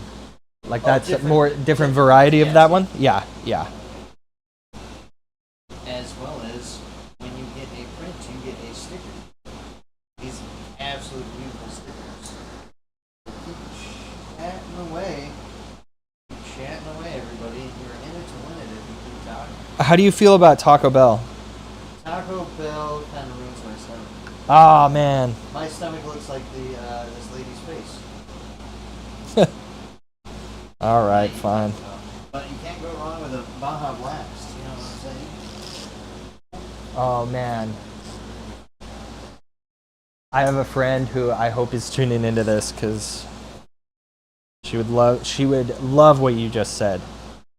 She would go, yes, tell it how it is. As opposed to more fast food related questions, what has been your most disappointing fast food meal that you were excited for and it just bummed you out? Oh man, well. You ever been to Culver's? No. Culver's is real good. It's in Arizona. Sorry, that's real. You know what's crazy? I've never been to Arizona. No, I have. I take that back. Never mind. I've been to Lake Powell. That's in Arizona, right? Oh, yeah, I think so. Yeah, I've been there. Okay. No, I haven't been. Well, okay, so I don't know if it's like my addictive personality or whatever, but like whenever there's a new thing at like a fast food restaurant, I'm like, I gotta have it. I've been doing that, but I've always been disappointed. There hasn't been Those things are always disappointing. There hasn't been a new promo item that's ever popped up on any fast food menu that has been good to me. Yeah. Especially like when I go to A lot Jack of in the disappointments Box, like that. They had like this. I don't know what it was. I think it was Carl's Jr. They had this like steak burger with like the A1 steak sauce on it. Oh or yeah, something. yeah, I remember And that I was one. like, this looks That was good. very It disappointing. was terrible. It was terrible. It was terrible. I mean, it's a reason they haven't brought it back. You're not a spicy food guy, but the El Diablo burger at Carl's Jr. Is that any good? Oh, dude, it's so good. It's so spicy though. It would destroy you. But I love it. We're about to, gear up for another collaboration on a fast food ranking video. We're about to do a whole video in every fast food spot. We should. That would be a good. I'm down, dude. We're just gonna sit here and be fat and just like eat. Me and my brother for his birthday, we went to In-N-Out and Chick-fil-A and ate them together, and we call it a Christian orgy. That is true. Yeah. Because they are both They're heavily religious food. Yeah. And so we do that Christian orgy, and you get how did we do it? I think one of us got chicken sandwiches at Chick-fil-A and fries at In-N-Out, like the animal fries or whatever. It's the way to go. I can feel people who aren't into this going, "Oh my God, move on." So fast food is art in itself, everybody. Yeah, try fast food, everyone, if you haven't. Right. But so again, like your entire art is just like this dark, kind of sick, twisted shit. Do you have any favorite horror movies or anything? You have to be watching some horror movies or something, or you're like, no, I just watch Disney movies. I only watch Disney movies. God. I only watch Disney movies post like 2010 too. Oh, really? Yeah, Oh, yeah. Okay. So those are the best ones. Yeah, the best ones. I'm trying to think of one. I can't even name one. My favorite horror movie would probably be The Shining. I've seen that the most. It's my favorite. I'm a big Kubrick fan. Did you ever go to the hotel? No, I've never been. I've never been to the one in Portland or Oregon, wherever the outside part is, or the Yosemite one. Yeah, I think that's the one where it's actually filmed at. Yeah, that's the California Lodge. Is that what it's called? I don't have that remember. right? I know somebody I just saw went to it. Yeah, I want to. It's a very fancy place, but no, I have not been there. I'm a fan of The Shining. One of the first horror movies I ever saw was the Texas Chainsaw Massacre. Oh, that's a great movie. Great movie. The original one. It's 50 years old now. Yeah. Can you believe that? Yeah, the Toby Hooper. Oh. So 50 years, 74. Yeah. Yeah. And you know what's funny too? It's like Chinatown is 50 years too. Really? Yeah. We gotta do a Criterion film fucking With show. fast food, Yeah, Criterion Yeah, there food. you go. Cri- Actually, it'd be a cool thing too. So I know with a quick side tangent, if you're ever down, we will rank fast food while doing like a mystery theater 3000 critique of old horror movies. Because on Amazon, if you go through Twitch, you can actually live stream movies off of Prime. Oh, really? Yeah. So. Oh, yeah, because they own it now. Yeah. Oh, that's pretty that's kinda cool. I cool mean, to I do don't a like whole the little film. Monopoly, but that is kind of Yeah. cool that you can do that. It does suck. Monopolies blow, except when they're convenient to us. Yeah, and except if it's the game, and even then it blows after an hour. All right. And we could play Monopoly on this live stream. We'll Play Monopoly, eat Carl's Jr. and do a Criterion film class Wow. while you're painting as well. But I love how in that movie so much of it is about that atmosphere that he builds through the sounds and like these random like close-ups that he gets, and I love how like just like gritty and dirty it feels in like the Wait, sorry. Texas Chainsaw Okay. Massacre. Yeah, The Shining is kind of the opposite. Yeah, I actually. was like, what? Now that I think about it. And yeah, it's just so disturbing on like an atmosphere level, and like it's not as gory really as like the later ones started to be. I love that about it. I love that. And then The Shining is yeah, the opposite. It's Kubrick, so it's very like deliberate and yeah. Those are the two I can think of. No, but What are your favorites? well, as you can tell, Aliens. I love more of the physical horror, so again, Texas Chainsaw Massacre, stuff like that. I got a buddy who's real big There, you know, you have some people who are more into the kind of spiritual, the demon Sure, yeah. possession kind of thing. I always like zombies, ghouls, monsters, aliens, Yeah. shit like that. I love having a monster chase people because I just love it yelling at stupid people dying. Where it's, you know, everybody says like, "Well, if I was in that movie, I would do this," but like, really, would you? You're only basing your experience off of something because you watch these horror movies, and in their universe, they never had a situation like this occur. You know? Yeah. I mean, if I was, it's interesting because like visually, I like the monster stuff better, and like Giger, I love Giger's artwork. You know, he's one of my favorite artists probably. But like in a movie, I like. I mean, I mentioned The Shining. That's more of a ghost story, but like the Texas Chainsaw Massacre is creepy to me because it's like that guy could be out there, you know. Well, I forgot to mention that too. How they used to portray it as based on a true story. Yeah, dude. And when I saw that when I was like 11 You're or like, oh my 12, God, what is this? it was a true story. Like you couldn't have talked me out of it. Yeah. It's like You're it's that shit totally happened. real. Yeah. You know, and then they have the at the end the footage from the cops and everything. Yes. You know. Yeah, that it gets dragged off. I thought What do you I thought think that was about horrifying. remakes? What do you think about remakes in general when it comes to art? I'm sick of the remakes. Yeah, just like either media format or like remastering something or like Remastering can be all right. yeah, I mean, horror is. I don't like how they remake everything. I don't like how that's like the default now, and that they've all accepted in it. video games and everything, you got remakes. I get why they do it. I mean, it's so safe. It's way safer. Yeah, people love this. Let's remake it and then, you know, make more money. It's just horrible for people who want to make stuff, though, because, yeah, it's. I don't know. I wish that, and there still are. You know, there's people that the next Toby Hooper is out there, the next John Carpenter is out there. But it's a lot harder. It's just now. a different system now. But yeah, it's annoying how if you want to go to a theater in most places, it's like you have 10 options and they're all remakes of something that. The last movie I watched in the theater was Furiosa, and I think before that was Godzilla -1, which was great. Do you ever go to the New Beverly, to No. Tarantino's movie theater? No, I need to go to that. Dude, you should. I think it's this month. They're doing a bunch of Roger Corman tributes. Really? I think that's this month. Unless they already did it, that would be stupid. So I got but a buddy who's real big into film and everything. He's taken me to the Arrow. You ever been to that? yeah. I used to volunteer there. Yeah, I was it's a a volunteer. Yeah, I was a door holder at the Arrow. It's cool. I like it because It's awesome.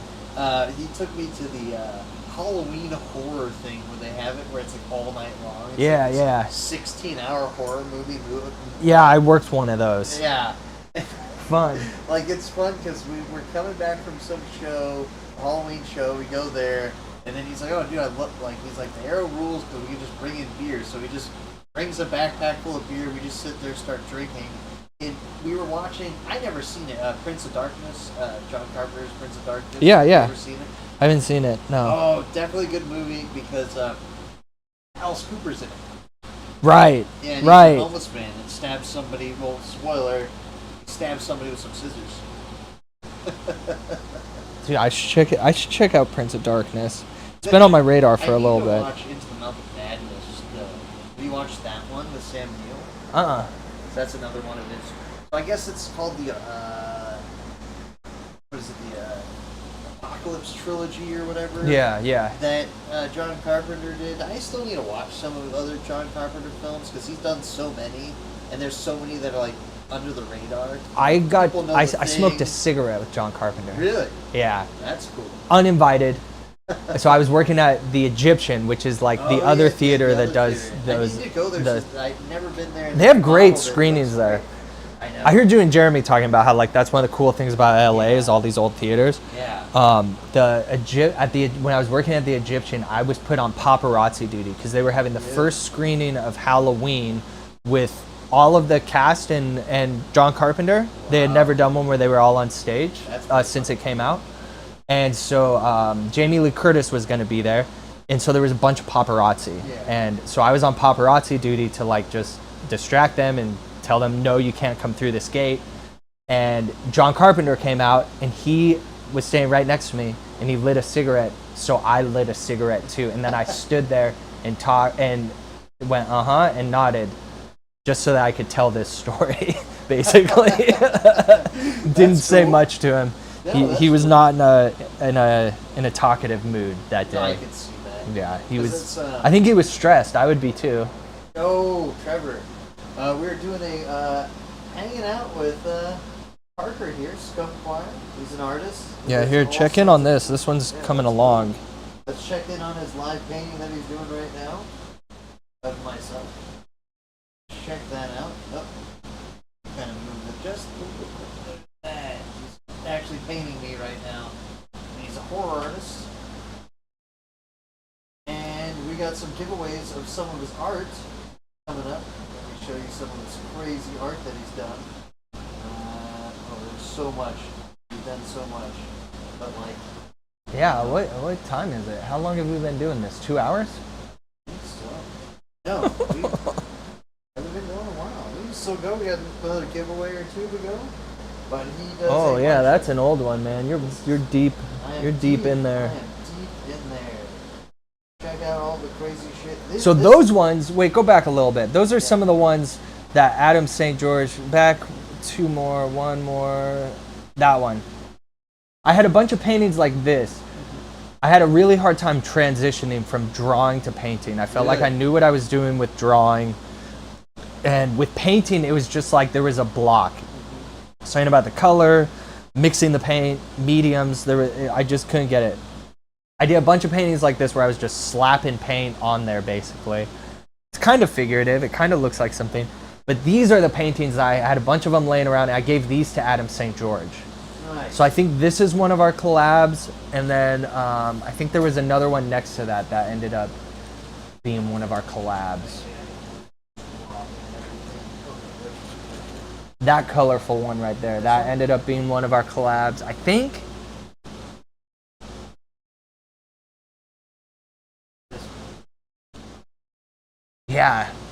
Yeah, man, this is weird. This is weird to see this stuff. This is very different than what I make now. But it's the same kind of like, oh man, this is kind of like, this is like would be like a starting point for me now. Like I would start here and then I would try and form that into something more figurative.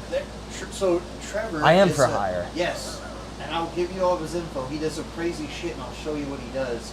But Trevor is an amazing guitarist. He has his own channel up here too. Okay. And we actually just finally met up. He's from up north. Okay. Cool metalhead dude. He loves art.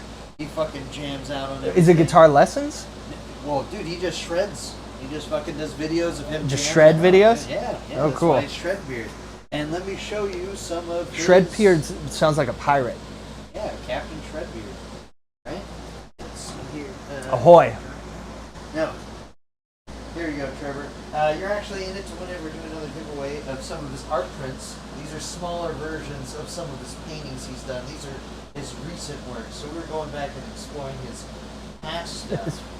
But Deep, dark past. Granted, there's a little bit of glare, but he does all these crazy oil paintings, acrylic, editing. Like, these are stickers, too, so you get a print and a sticker.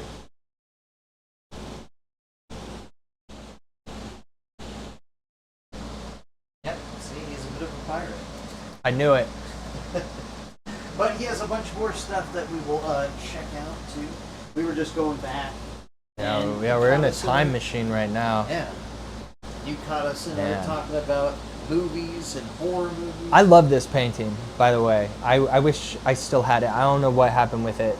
I think it might have been a collab with Adam. I don't know. But I really like it. This definitely seems... It's very abstract. Abstract, a lot of emotion went into it. You know? Yeah. Oh yeah, dude. Yeah, definitely. I'll give you his information, and you should talk to him about all this stuff. As well as he's done band art. He's done. What are some of the best collaborations you ever done, or commissions? Oh, commissions? Or what do you want? I was gonna say that's you. Well, you were gonna say collaboration. Go to that one that your mouse is on. Yeah, that one right there. This one turned into one of my favorite collaborations with Adam, Check this out. St. George. So this is where I started it out. And then, I don't know how you would find it because it's way up there. But I did a collaboration with him based on this. And just where he took it is so awesome. It's so trippy and just, yeah. It looks wild. Like, it reminds me of something from The Thing. Yeah. You know? Yeah, yeah. And then he's like more on the psychedelic end of the art spectrum. So he takes like that dark thingness that I bring to it, and then he like psychedelicizes it and makes it his own thing. That was a parking ticket I got. A parking ticket? Yeah, that you got? yeah. I drew over it and then I sold it, and it covered the ticket too. Yeah. That's sick. Sometimes art works out. Trevor wants to know if you'd ever do some like tattoo art or something for a commission piece. Yeah, I've We'll done talk. it before. Yeah.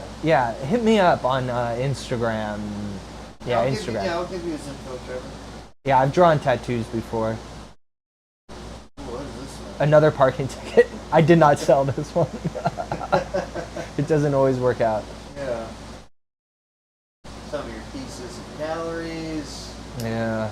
These are very early drawings, right? Yeah, yeah. This looks dope. Yeah, that's the pen and ink. I would just start drawing basically, and then it was like an improvisation. Like I would just start with one little thing and then just branch off from it. I love pen and ink in that way. Again, this is just some sick, twisted shit. It looks like it reminds me of something from The Thing. Mm-hmm. Big, how do you say, binding and twisting of things. Yeah, I've always been into that look. That's a Basquiat painting. That's over at the Broad.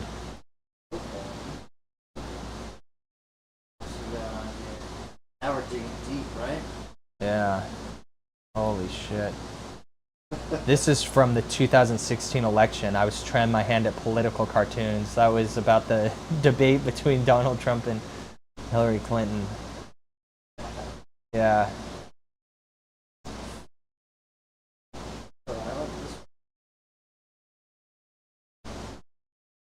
That's right there. Yeah, I don't know what I was going through my head here. Right now we're in a deep dark time. This is like peak darkness to me. Go up to that one painting. Go up. Go. Over. Yeah, that one. This is The Abyss? the Abyss. This is like as good as my painting got back then. I love this painting though because it's like very atmospheric, very moody.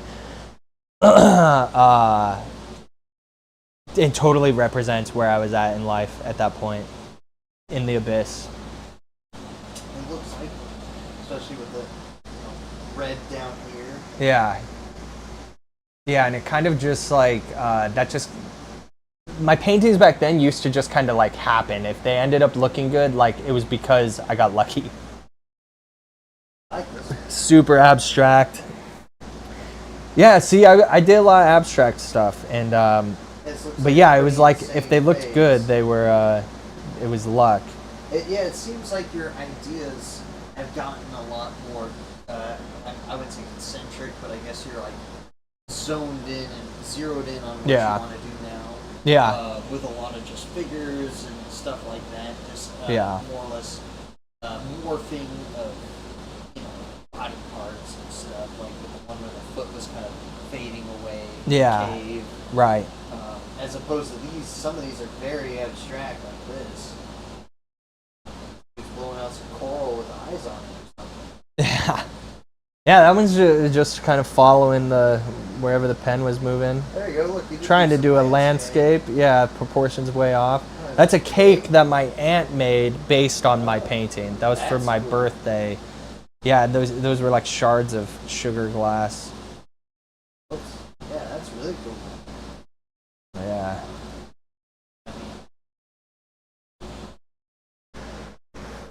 Man, that one's cool. I like the teeth. Yeah, teeth, eyes. Oh, I just touched the microphone. Sorry if that was annoying everybody. Alright.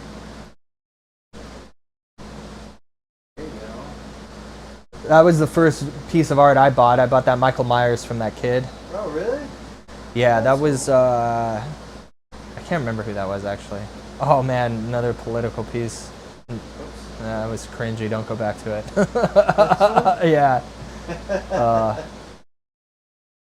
That's like not being true, you know? Like, I really wasn't into that, but like it felt like that's what artists were doing. It was like following trends. Oh, so you were And trying to... Like, yeah, it was the time, inauthentic for sure. Yeah, at the time, just trying to do, oh, okay, everybody's doing political shit. I'll Yeah, do that. yeah, totally. And, you know, totally. like we And like I do have like strong political views about things, but like it's not in my art that I put them out there. You know, like that's just not who I am. So. And, like, you know, it seems like your art's more about the... But these, okay, you're getting into the deep dark then. Click on that one of the chick in the bath. Oh, whoa. Yeah, this is where I was. Damn. Yeah, that's pretty brutal. We got the syringes going on there. Chick's just hanging out with the... This reminds me of the dogs from the thing. You know? Yeah. Yeah. Oh man, yeah. I wasn't even thinking of that, but yeah, that's That's what it totally looks what it like. was. Yeah. He's getting attached to the wall.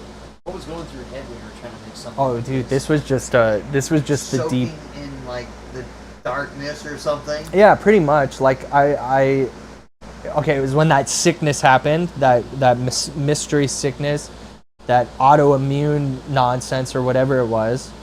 So there was that going on. I had gotten out of like a long-term relationship, which was just the way that happened was kind of like messed up and like it made me feel terrible. I was drinking heavily, like every day of the week. Like I just had no idea where I was in life. And like drawing stuff like this was like the only thing that was like doing anything for me. Like I would sit at a coffee shop and draw this and just like for 45 minutes straight, just like scribble, get it all out there on the paper. And yeah, it was just totally. But now we actually got to the point of your art that you were like, this is some of my, you know, lowest of the lows right Lowest here. of lows, yeah. Where I can That one's all right.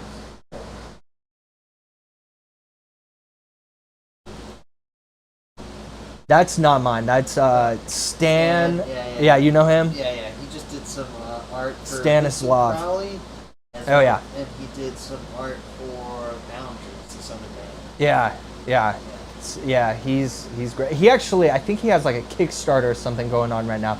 People should check him out and donate to his Kickstarter.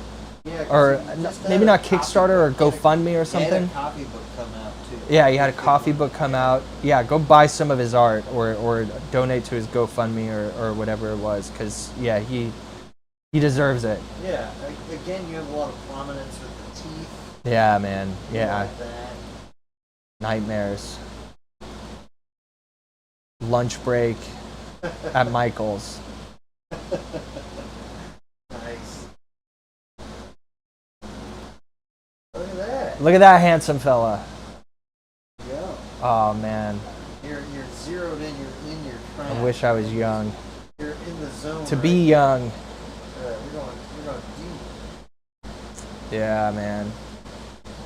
We are. Is this the beginning of your drawings at this point? No, not even. There's probably. Actually, yeah, we're getting there. We're getting there. Yeah, all those pen and ink ones. That was the dark time. I didn't do that one. These are the stretchy face dudes that I was doing Okay, during so that this time. is your talking about. Yeah, this And is when I was sick. representing How you felt. Uh-huh. Yeah. I had totally forgotten how to paint. I made up for it in vigor, and that was at a bar. I thought that was pretty cool that I did that. It's so dumb. Color pencils, even back then I was even more into drawing. I did that drawing in high school actually. On the guy's chin it says Kush. Somebody tagged on my drawing. this was one of the first commissions I ever got. This was based on a Norman Rockwell piece. And she wanted to call it whatever that says, Roman. I can't remember. That name was her idea, though. The lady who commissioned it. Hey, before we do another giveaway right here with winning some cool art, if you're in it and watching, please just chat, say something right now. So far, we only got 2 people in it to win it. Let's hear some chatter out there. Let's see. I know, Trevor, you're in it right now. We win some cool art and a sticker. But if anybody else is out there, please chat before we give away the next round of art. What's been your most challenging commission? Have you ever gotten something that you're like, holy shit, like I hope I get to deliver on this? Well, the most recent one was kind of that way because I wanted to make it good because it's for my friend. And so it was challenging to make sure that I made something good that he was happy with. Oh, painting too. Hell yeah. Oh, there you go. Yeah, keep painting. Always keep painting. Always. I mean, I've had clients that were difficult to work with. I've taken on stuff where it was like over my head and I should have maybe not taken it. But nothing like where it was just like too difficult to paint. How do you go about working with somebody during a commission? Like, what's the one thing you do hate? Well, I don't like doing commissions for that reason. Is like I don't like making small adjustments. I don't like. You want somebody to be real specific what you want the first time. Either real specific or like tell me to do whatever I want and then take whatever I give them. I usually like doing that for like, especially like I had Jeremy do me a piece. And I was just like, hey, dude, this is what I want. I appreciate your art style. Yeah. Go with it. Here's the theme. Go with it. Yeah. And he delivered, you know? Yeah, that's the way to be about it. Because, like, if you hire I mean, unless from, like, your point of view, if you ask them to do something and you can tell that they can do something better and, like, they just were trying to crank it out really quick, I feel like, yeah, it's totally fair to be like, dude, I know that you're, like, this isn't why I hired you. Yeah. So I get that, yeah. But like if they really put a lot of time into it, and then you're like, "Oops, sorry," and then you're like, and then you're like, "It's good, but could we just like adjust? Could we make the sun on the left side rather than the right side, or something like that?" Where it's like just I don't know. I'm complaining too much. No. About something that's not even happening. No, but I mean, you can always voice how you feel when it comes to commissions, so people understand. Like, okay, cool, I enjoy his art. I want something in the style of his, paintings, but now I know how to go about it. Yeah. Like, I don't know. Like I said, I love working with an artist. If I like your art, I'm gonna say, hey, here's the theme I want. Bam, go with it. Yeah. Yeah. And like, especially when I had this done, like this is all custom. My buddy builds custom arcades. Shout out to Vincent, Arcade 86. If you're looking for any custom arcade builds, he built me a custom. There's a whole alien on top, face hugger down here. But this is a work of art in itself, I feel. But I said the same thing. I said, dude, I want this theme. Go with it. Yeah. And I love what he did. And working on commissions is kind of like an art unto itself because like you have to be good at communicating, you have to be good at like showing. I mean, it depends on the client too, and that's the thing is like working with different clients and about what you're doing. That's kind of hard. Yeah. Putting your art into words. Yeah, and incredibly. I do sketches now. To kind of show it and get the idea across that way. I think all my problems back in the day, like so many of my art wounds are self-inflicted, like where I would just jump into a commission and not even, and then they're like, I don't know if I really want this, and then I'd get to, oh, you know what, is that upside down? Should I go this way so that they can see what it looks like? Look at me. This is supposed to be me. Oh yeah. Third eye's open. Bleeding out of every orifice, it looks like. Not your mouth. Not my mouth. Not bleeding out of my mouth. And I got antlers. Yeah, you got antlers even. And it's fucking killer. Yeah, that's the. Here, I'll sign it since we have it on here. There you go. I'll sign it on the white with the white pen.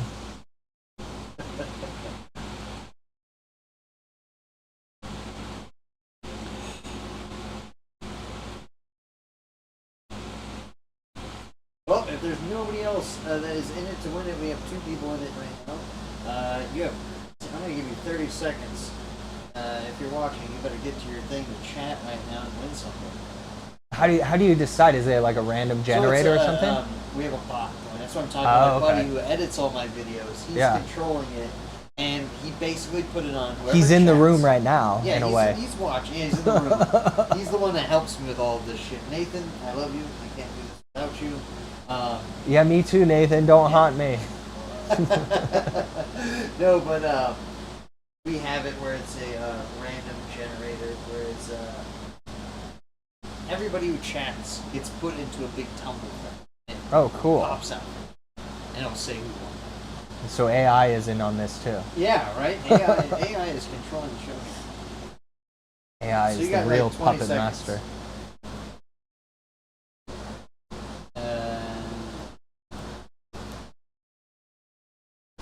And let's see who wins, because nobody else is chatting right now. See people watching, but nobody wants to chat. Nobody wants some cool free art. Who wins? But, Crazy. I know, right? So commissions, tough. Yeah, commissions People can be tough. I get it. Yeah, I'm trying to get some more now because I I need the money. But yeah, I can do a lot of different. Like I just painted a portrait of a boy and his grandfather for like a gift. I can do commissions like that. I don't have to do the weird stuff. So yeah, please hire me. That's what I'm trying to say. How's your hentai? You good at hentai? Let's about some Rule 34 stuff going on here? It's not my go-to. Forte? No? Yeah, it's not my forte. I have a little bit too much of a heavy hand. Like you can see my ink drawings on there. I really get into the shading a little bit too much for hentai. I could do it. Yeah, what am I saying? You're trying to throw me about... Yeah. Hey, Shredbeard Trevor, you have won. Wow. Ahoy. Yeah. He actually was in my comic book podcast last week, too, and he won a bunch of comics, too. I'll text him. Dude, you win in here. I know. Well, we got some more coming. Hold on. Yeah.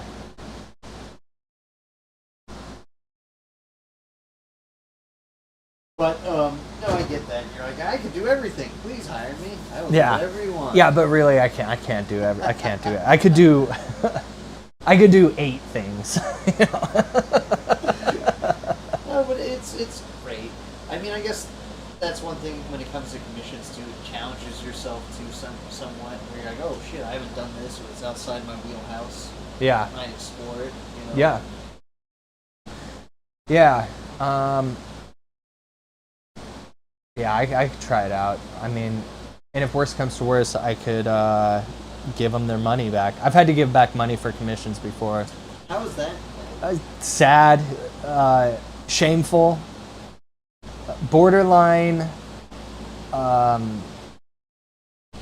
embarrassing.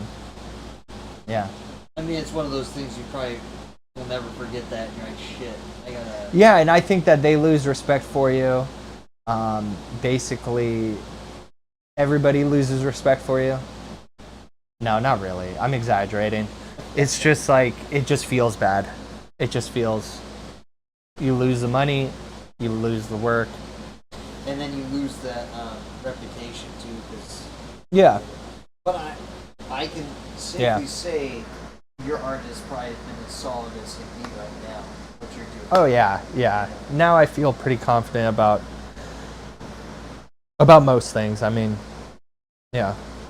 Yeah, and you just take it. And like you said, sometimes you're gonna be bad at some things. Yeah. You just have to keep fucking doing it, you know?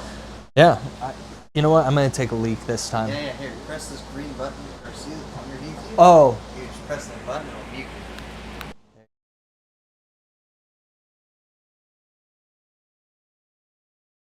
the folks.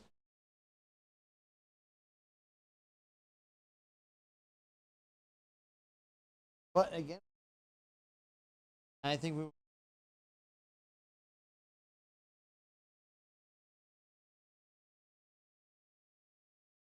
hope you're.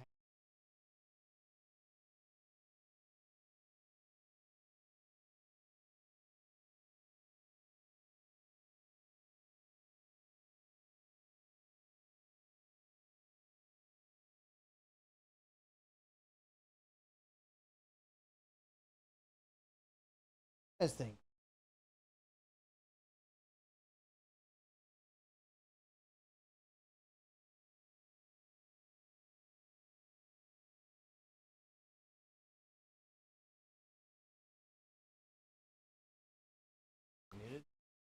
Hello, hello.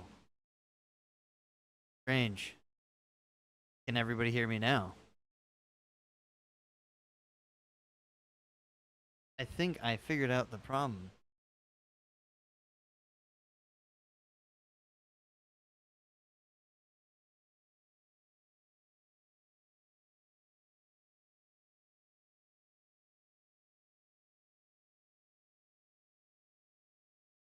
Maybe this sound. Still cutting out.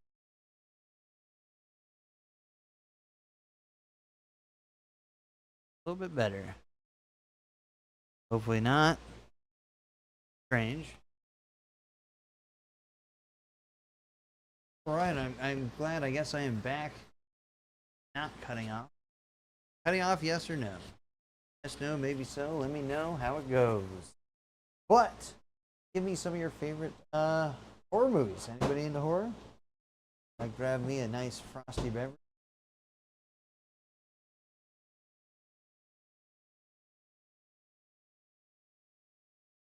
Back on. Everybody here. Parker again. Yours is oh, you shut it off. That's there we go. Now you can talk. Are we on? Are we live? Yep, you're live. You're live and in charge. Of course, Trevor, you're so far the master at winning stuff. But I appreciate you hanging out. And again, I'll send you. I already have your information, but I'll send you the different art prints. And I believe your friend Kat won the other one. Yeah. So yeah, they can contact you and see which print they want. Yeah. Of the similar sizes. And Doob, you're an honorary winner. Hit me up. Yeah, I'll give you something. Because we appreciate everybody hanging out. Yeah. Are we still muted? Am I muted? I don't think I'm muted. Am I muted?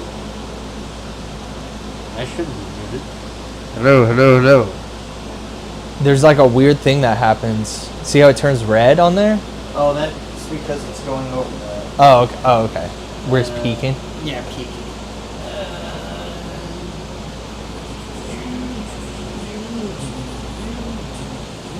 Well, shit, if Duke won the last giveaway, then we could start closing out because you finished... I overpowered the bot? Yeah, I know. Okay, we're all good? We're all Yeah, good. is there anything else we missed? Oh, wait, here, let me crack another one. I brought my own from home because I wasn't sure. There you go. I said I only wanted water, and I was like, I kind of wanted Diet Coke, though. Oh, you already drank the other? I was going to say you could have brought in the... oh, cheers. Look Cheers. Cheers. Everyone is audible. Have we been audible throughout the whole time? Or was there just a certain period where we couldn't hear us? That would be funny. Now we got the crotch cam going. Let's check that out. You know? So now you got a Coke cam. This Coke is a cam is active.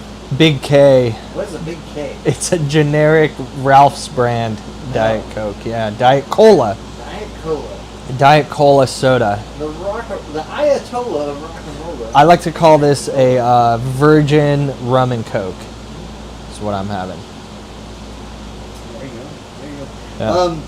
Well, we can go off of... Do you have any other merch? You got your cool Scum Choir. Oh yeah, got my Scum Choir shirt here. You can go to scumchoir.threadless.com, and I have different shirts. I have some shirts of like books and movies that I've designed as like metal albums. Yeah, extra generic cola for sure. It's good. Here, you talk to the funny people now. I gotta piss. All right. Yeah, that's where you can get my merch. I have a Bandcamp where I have some of my music. Scum Choir on Bandcamp. I have The Choir, which is my Patreon. Patreon.com/scumchoir. YouTube.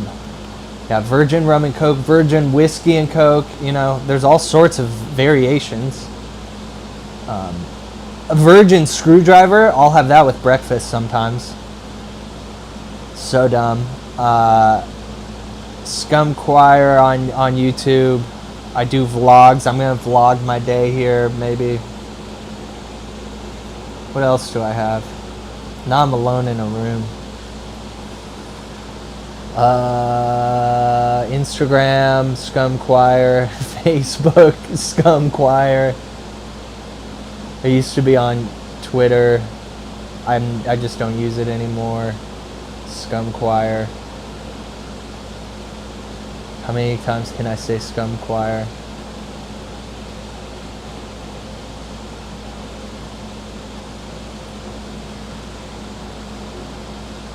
I'm here in a room with a dirty paper towel, with a dirty rag. This is a cool place that he has here. Shane's abode is pretty cool. I'm looking at an obituary album, signed obituary album, signed Black Breath album, Corrosion of Conformity, an I Hate God poster. I used to have to change the name of I Hate God on my iTunes so my mom wouldn't see the name of the band. I would call it EHG. Judas Priest, that was the second concert I ever went to. What? You went to the Judas Priest concert? Yeah, 2005. Intermission music, that's what we need, right? Am I muted? Nope, no. How dare you? I thought that my monologue was pretty good. I talked about stuff I'm looking at and I sat in a room. There you go. It's like I Spy with my little eye. Yeah, intermission music would be sweet. I should make you some intermission music. I need some. I'll put some together and splice. That's weird that we're watching ourselves. Yeah, right? Watching ourselves. Watching ourselves watch you. Is it just these two left? Is it just Doob and Shred? I think so. Look at that. Listen to some Scum Choir now. There you go. Play gear is brutal. Oh, yeah. Yeah, thank you.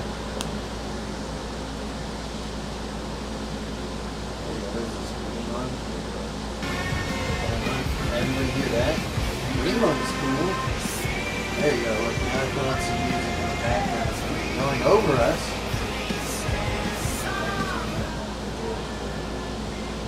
Can everybody hear that? Is that some good background music? I don't know. I can't hear it. I know. I know. They can hear it. But They know. yeah, right?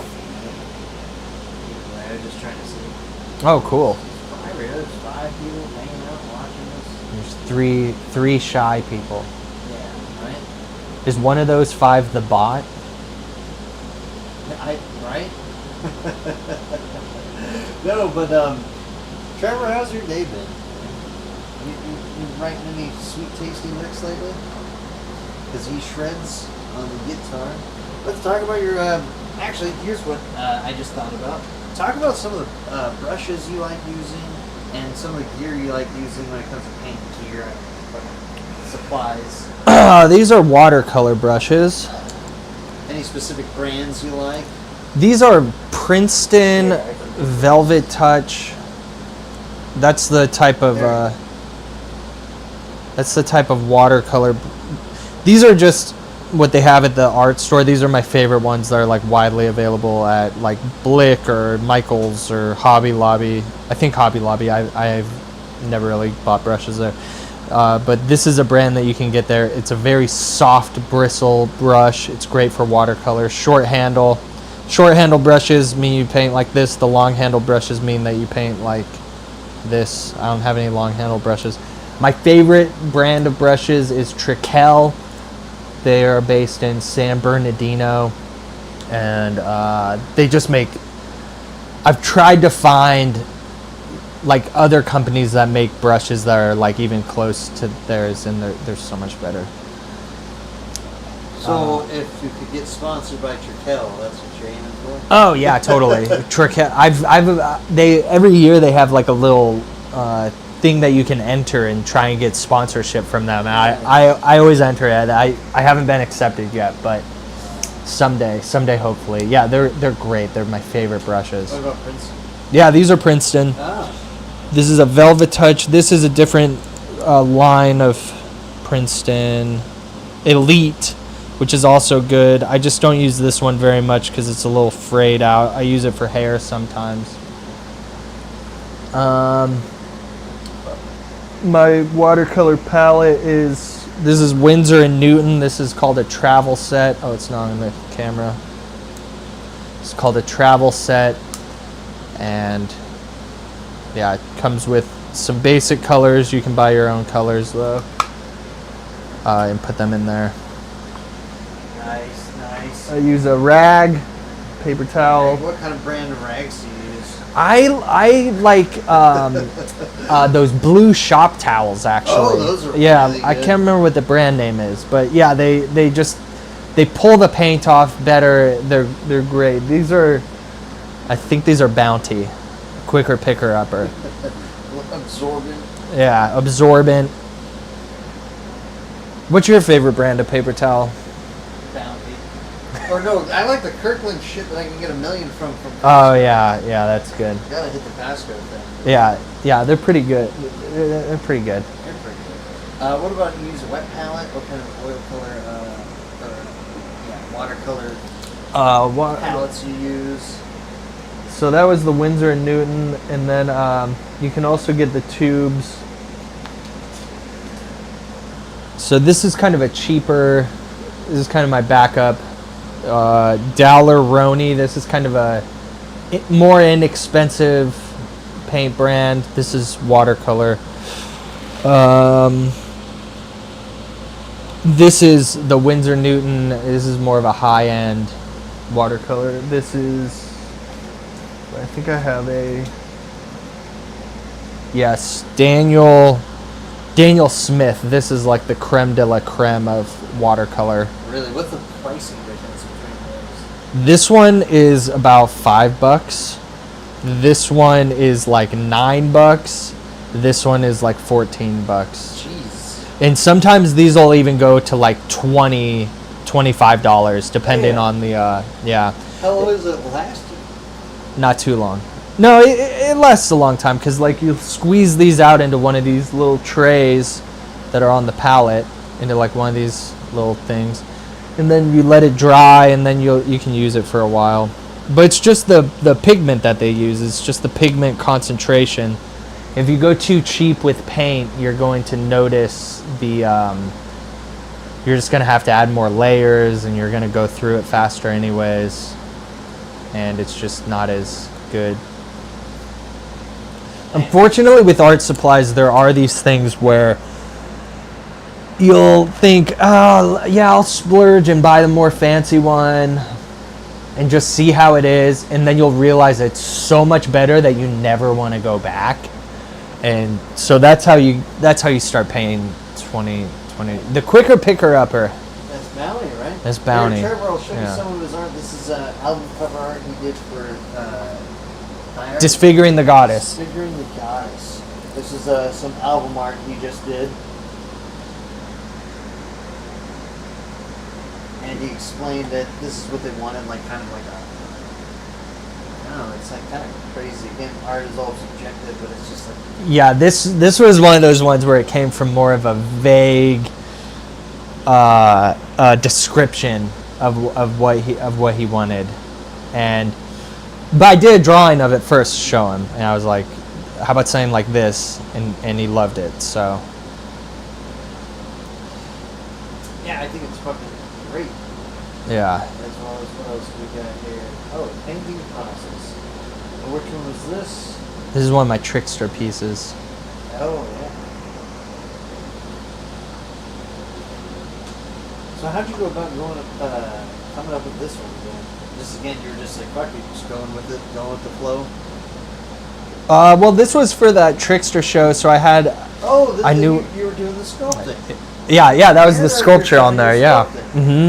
sculpting. I sculpted some little pancakes. Really? Yeah. Like Bob Ross. What's your opinion on Bob Ross? I love Bob Ross. There I you think go. he's Like, great. Who doesn't love Bob Yeah. Ross? He Yeah. likes Bob Ross to go to sleep. Yeah, he's wonderful. Yeah. I mean, you can learn a lot from painting from him. Yeah, he's chills you out. If there's any painter that you could collaborate with, who would it be? Oh, collaborate with? Or just like get a lesson from? Just Oh. like who would you want to really pick their brain about their process? It would probably be like someone who does like really like Renaissance-y type stuff, like one of those like really academic artists, they call them. I would like to study that, like something really classical. That would be the one. I can't think of any names of people off the top of my head, but I know them when I see them. That was something I didn't ask too. Is you went to film school? Yeah. Did you go to and you went to art school as well? Not really, no. So that's what I was gonna say. You went to film school? I went to film school, and I didn't do like anything like painting related there. So you're all mostly self-taught and just been learning? Yeah, a lot of it. I took classes in high school, so I had a little bit from that. And then I graduated film school with no painting skills. And yeah, there's a lot of self-taught, a lot of YouTube, a lot of Proco. That's a YouTube channel that does all the art tutorials. I took some classes at Otis. They have like continuing education, so I did that. I had a buddy who went to Otis. Yeah, Yeah, it's very good. expensive. Very expensive. That's why I didn't go to the. That's why I didn't do an actual program. Yeah. But yeah, you can take classes there, a la carte, and so I took some drawing and painting classes there to kind of get me back in touch, and then yeah. But yeah, mostly self-taught, just watching the YouTube, and then going to Otis to get some feedback. So this has been fucking amazing. Let's Yeah, man. do the last giveaway. Yeah, let's do the last giveaway. We have one more. Look, you're in it to win it. Just talk. Let's gear up for the last giveaway. Again, you win a print as well as a sticker. So everybody just keep chatting. Obviously, if you won something, you're not going to be eligible to win something again. But this is just, again, some of the stuff you will win. There's different prints as well. But these are the ones we have on hand. Check this out. This print. This is standard 11 by 17 or 8 by 10. This is 8 by 10. Get this framed. Check that out. Yeah, get it These framed. are stickers. Beautiful, beautiful stickers. Anti-glare. I like the matte finish to them. Yeah, I love the matte finish. The matte finish on these makes it look just like the painter. Yeah, so everybody keep chatting. Keep chatting. Keep chatting. Like, check this out. Check this out. Look at that. Look at that. A heart. She's carving her own face. This one's cool. I really like this one. It's pretty wild looking one right here. Yeah, exactly. Maybe Dude will Yeah, win. I'm giving it to Doob. I'm giving one to Doob regardless, but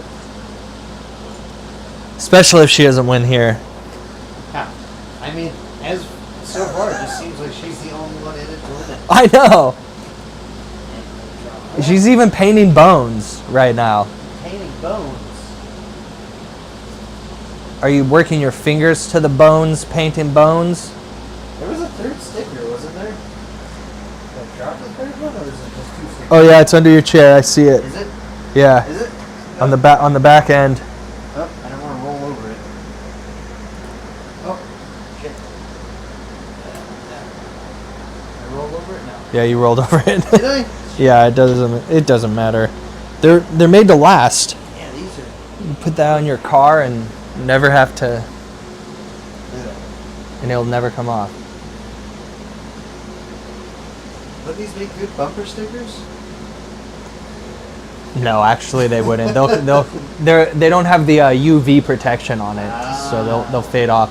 I've seen people put them on like their water bottles and stuff. They say that they're all right on there. I put them on my sketchbooks. Let's do it for. We'll give you 10 minutes. How's that sound? Until we do the drawing. Oh, sure. So again, if you're in it and you want to win it, we have some cool stuff to give away. Art prints, and I'll probably get that to contact us because those are just some of the art prints. How many more of those 8x10s do you have? Like different portraits? Honestly, not that many right now. I'm kind of low. I went through those to find those ones when I was before I left, and I was shockingly low. I have those ones. I think I have 2 more. Okay, so you have a total of 5 different variations. Yeah. Okay. I mean, whatever is on my store. Etsy store. Yeah. Actually, no. Let's only stick with those variations because I know I have more of those ones. Okay, so those. So those 3 variations, And you can those get 3 one of stickers? those. Yeah. Yeah. Okay. Yeah. Let's just do those since we already know that we have them. Yeah. I don't want to get lost in the sauce. No, of course not. But hey, dude, do you play any video games? You nerd out at all? I don't play any video games. The last video game I was super into was Tony Hawk's Pro Skater, Nintendo 64. It was a very long time ago. Very long time ago. I played it It had a great all the soundtrack. time. Really great soundtrack. Yeah, I loved that game. I loved that Matrix game, the Xbox one on the first Xbox. Is that the one where you're Path of Neo? I think no. No, it wasn't Revelations. That was one of the movies. It started with an R though. It was like part of their movie. It was like almost part of the movie. They wanted it to be like part of the movie. Okay. I remember being really into that one. I was into Arkham Asylum when that came out. That was really good. That was a fun game. That was definitely good. I got sick and drunk one time and played that game for like a full 24 hours. And I was just tripping out, dude. I was so scared. I was just like screaming at the TV, high on cough syrup, high on Miller High Life High or on whatever. life. High on life, yeah. Yeah, living the high life. Reloaded? I think that was the second. Yeah, that was the second movie. Right? Yeah. I don't remember. I remember I liked the game. So what's your what's one of the biggest, I guess, realistic things art-wise? I guess like fuck, I'm trying to figure it out. Because when I was talking to Jeremy, I was like, hey, what do you take inspiration from real life? Like he likes looking at a lot of architecture. Do you go and look at things in person? In the real world, that you're like, holy shit, I can get inspiration from this and make a painting off of this. Yeah, I like nature a lot. Just like, okay, one thing I really love that doesn't always come through in my work, but I like really beat up architecture Really? with like graffiti on it and just like weathered and decaying. Dude, that one's for you. Decaying. Just like stuff that's really beaten up. I just love that so much. Just like worn out. I don't know why. I always have though. Have you ever tried to do any kind of more of a surrealist or realist painting of like dilapidated buildings or a scene? Yeah, it's been a while. I used to do it a lot in my sketchbooks. Like I would just drive my car somewhere and park and then just do like a sketch of something. Nice. I used to do that a lot more. Now it's more just like I don't have time to, but maybe I'll do that. Maybe I'll do that for DK. Maybe that's my DK piece. All right, I'm figuring something out with Doob right now. So, actually, that brings me, because I was going to save my last question for wrapping everything up, but I'll ask it now. Yeah, that gives me an excuse. I'm glad you asked that, because that gives me an excuse to go and do that. I have reasons to do that now. So, again, I actually had two more questions, but actually, we talked about that one briefly. I had a question about how do you handle criticism and feedback from the public. Does that influence your work at all?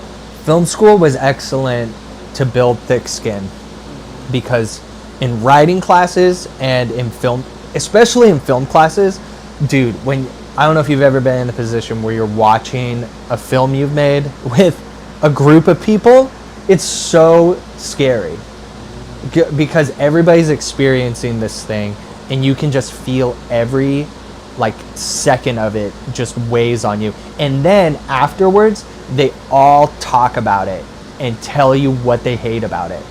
And in a lot of these classes, you're not allowed to answer back. It's not a conversation. It's you sit there and you take the criticism that they're giving you and you just take it. It's not about justifying anything or anything like that. And but that was super valuable for me, because now I have thick skin. People can say whatever they want about my artwork and I just more or less laugh it off. Because again, all this is subjective anyway. It's okay, I don't care if you don't like it. Yeah. It's a little bit harder with me on social media because I hate social media. I hate the platform. I hate that it's I hate that there's people who are just on there to get clout and get all this shit. Yeah, and to be annoying. That's a different thing, but actual criticism, I can handle it. I will say this to almost every band I've talked to, and I bring it up, just artists and everybody hates social media. There isn't a single person I've met that said I fucking love Instagram. We all hate this shit. But sadly, this is the only thing that you're judged your worth on nowadays. Yeah. Because a lot of these bands, they can't get label deals or tours if they do not have a social media presence. Dude, totally. Same with you and your art. Well, I guarantee your status as an artist isn't shit if you don't have a following. Dude, it's disgusting. I have a lot of followers on Instagram, and I can see the perception, the way that people perceive me. I can see it shift. At the Hive, someone will be looking at it and going, "Oh yeah, this is all right, cool. Do you have an Instagram?" And I give it to them, and then when they see that I have followers, they're like, "Oh!" All of a sudden, that gives you worth to your name. It's so stupid. Yeah, it really I really don't like it. How is that supposed to be value added? Just these people. It's really not, man. It's really not. It is just a social currency, really. It's a social credit system. Exactly, that's what it is. It's a Black Mirror episode. Are you valid? Do you have an online presence of X amount of people? Oh no, you are not valid. Yeah. Yeah. Because again, everything's oversaturated right now. What I'm doing, talking to metal bands, playing video games, everybody does that shit. Yeah. Yeah. Art, everybody. There's a fucking million artists out there. Yeah. And somebody mentioned it earlier, is just being authentic to yourself. Even if you're presenting something in an oversaturated market, you have to just be true to yourself and keep doing what you're doing, because you'll find your audience either way. Yeah. But sadly, the social media thing. Yeah, and if you don't find your audience, you'll at least enjoy what you're doing. That's got to be the thing. Rick Rubin has this thing where he talks about how you make something for you first, you're the audience. You make something that you wish was in the world, and then you just focus on that, and then that's more likely to find an audience than when we were looking through my Instagram and some of this stuff where I was trying to chase what was popular and stuff. Political cartoons and shit like that. Yeah, stuff that's just it's not really my thing. Yeah, you can't chase that stuff. You gotta make stuff that you want to see in the world. Exactly. So, Black Mirror was amazing. It's a great show. Let's cue this up. I'm pretty sure just Dubes is the only one. I think she just won it because... Oh, really? Yeah. Well, By default? Was Cat already won and Shred already won. So we'll just give it to Dubes. Yeah. We don't need to yeah. roll it. Because nobody else new talked. That's all. It's probably bots. Right? No, I don't know. Probably. But yeah, so Dubes, you won. We'll chalk it up as you won. Yeah. The print. And, Yeah. Stickers. So let's start wrapping all this up and close this all up because we've been talking for a while and I've been having a good time hanging out. We can keep going. We can go get some fast food, do the whole taste test. Dude, we could, yeah. Let's close this all off with where do we look at you? Where do we find you at? Where is some of your work presented in the real world? Scum Choir on everything. Go to the Hive in Los Angeles, 7th and Spring Street. I have a wall there. They're open during the week. You can go see my work in person. It's in the back. Not all the way in there. You'll be able to find it once you get there. Go to the Dark Art Emporium. They have a show opening July 13th called Tiny Terrors. I have a piece in that. There's a lot of great artists in that. You should just go to that gallery anyways. I'm on YouTube. I'm on everything at Scum Choir. And Patreon, patreon.com/scumchoir. Join the choir. Join the choir. As well as you just talked about your upcoming projects and exhibitions. What about, to wrap all this off and to take us into the future, are you exploring any new directions or themes that we can look forward to in your work? Yes. But you'll have to join the choir to see it. Okay. There we go. Yeah, there's some new stuff coming, for sure. I'm changing. I'm definitely in an evolutionary period right now, a metamorphosis. I'm metamorphosizing. Yeah, I'm growing all the time. So that's what we can look forward to. Yeah. Again, Parker, your work is simply phenomenal. I appreciate you coming out, hanging out. Drinking generic cola. Cheers. I want to thank everybody for tuning in. Cheers to you all. Just tuning in to the end of this. Please go back and watch all of this. This will be archived. You can watch this anytime. You won't be able to win shit, obviously, if it's already been passed. Yeah. But still comment. This is definitely not our last time that we're going to be talking. Yeah, we're going to be doing that fast food run. Exactly. And thank you for all joining us. We hope that you all have a great rest of your Sunday and a great rest of your week coming up, and year, and life. Yep. Have fun. Good night, time. sweeties. Yeah. All right, everybody. Take it easy.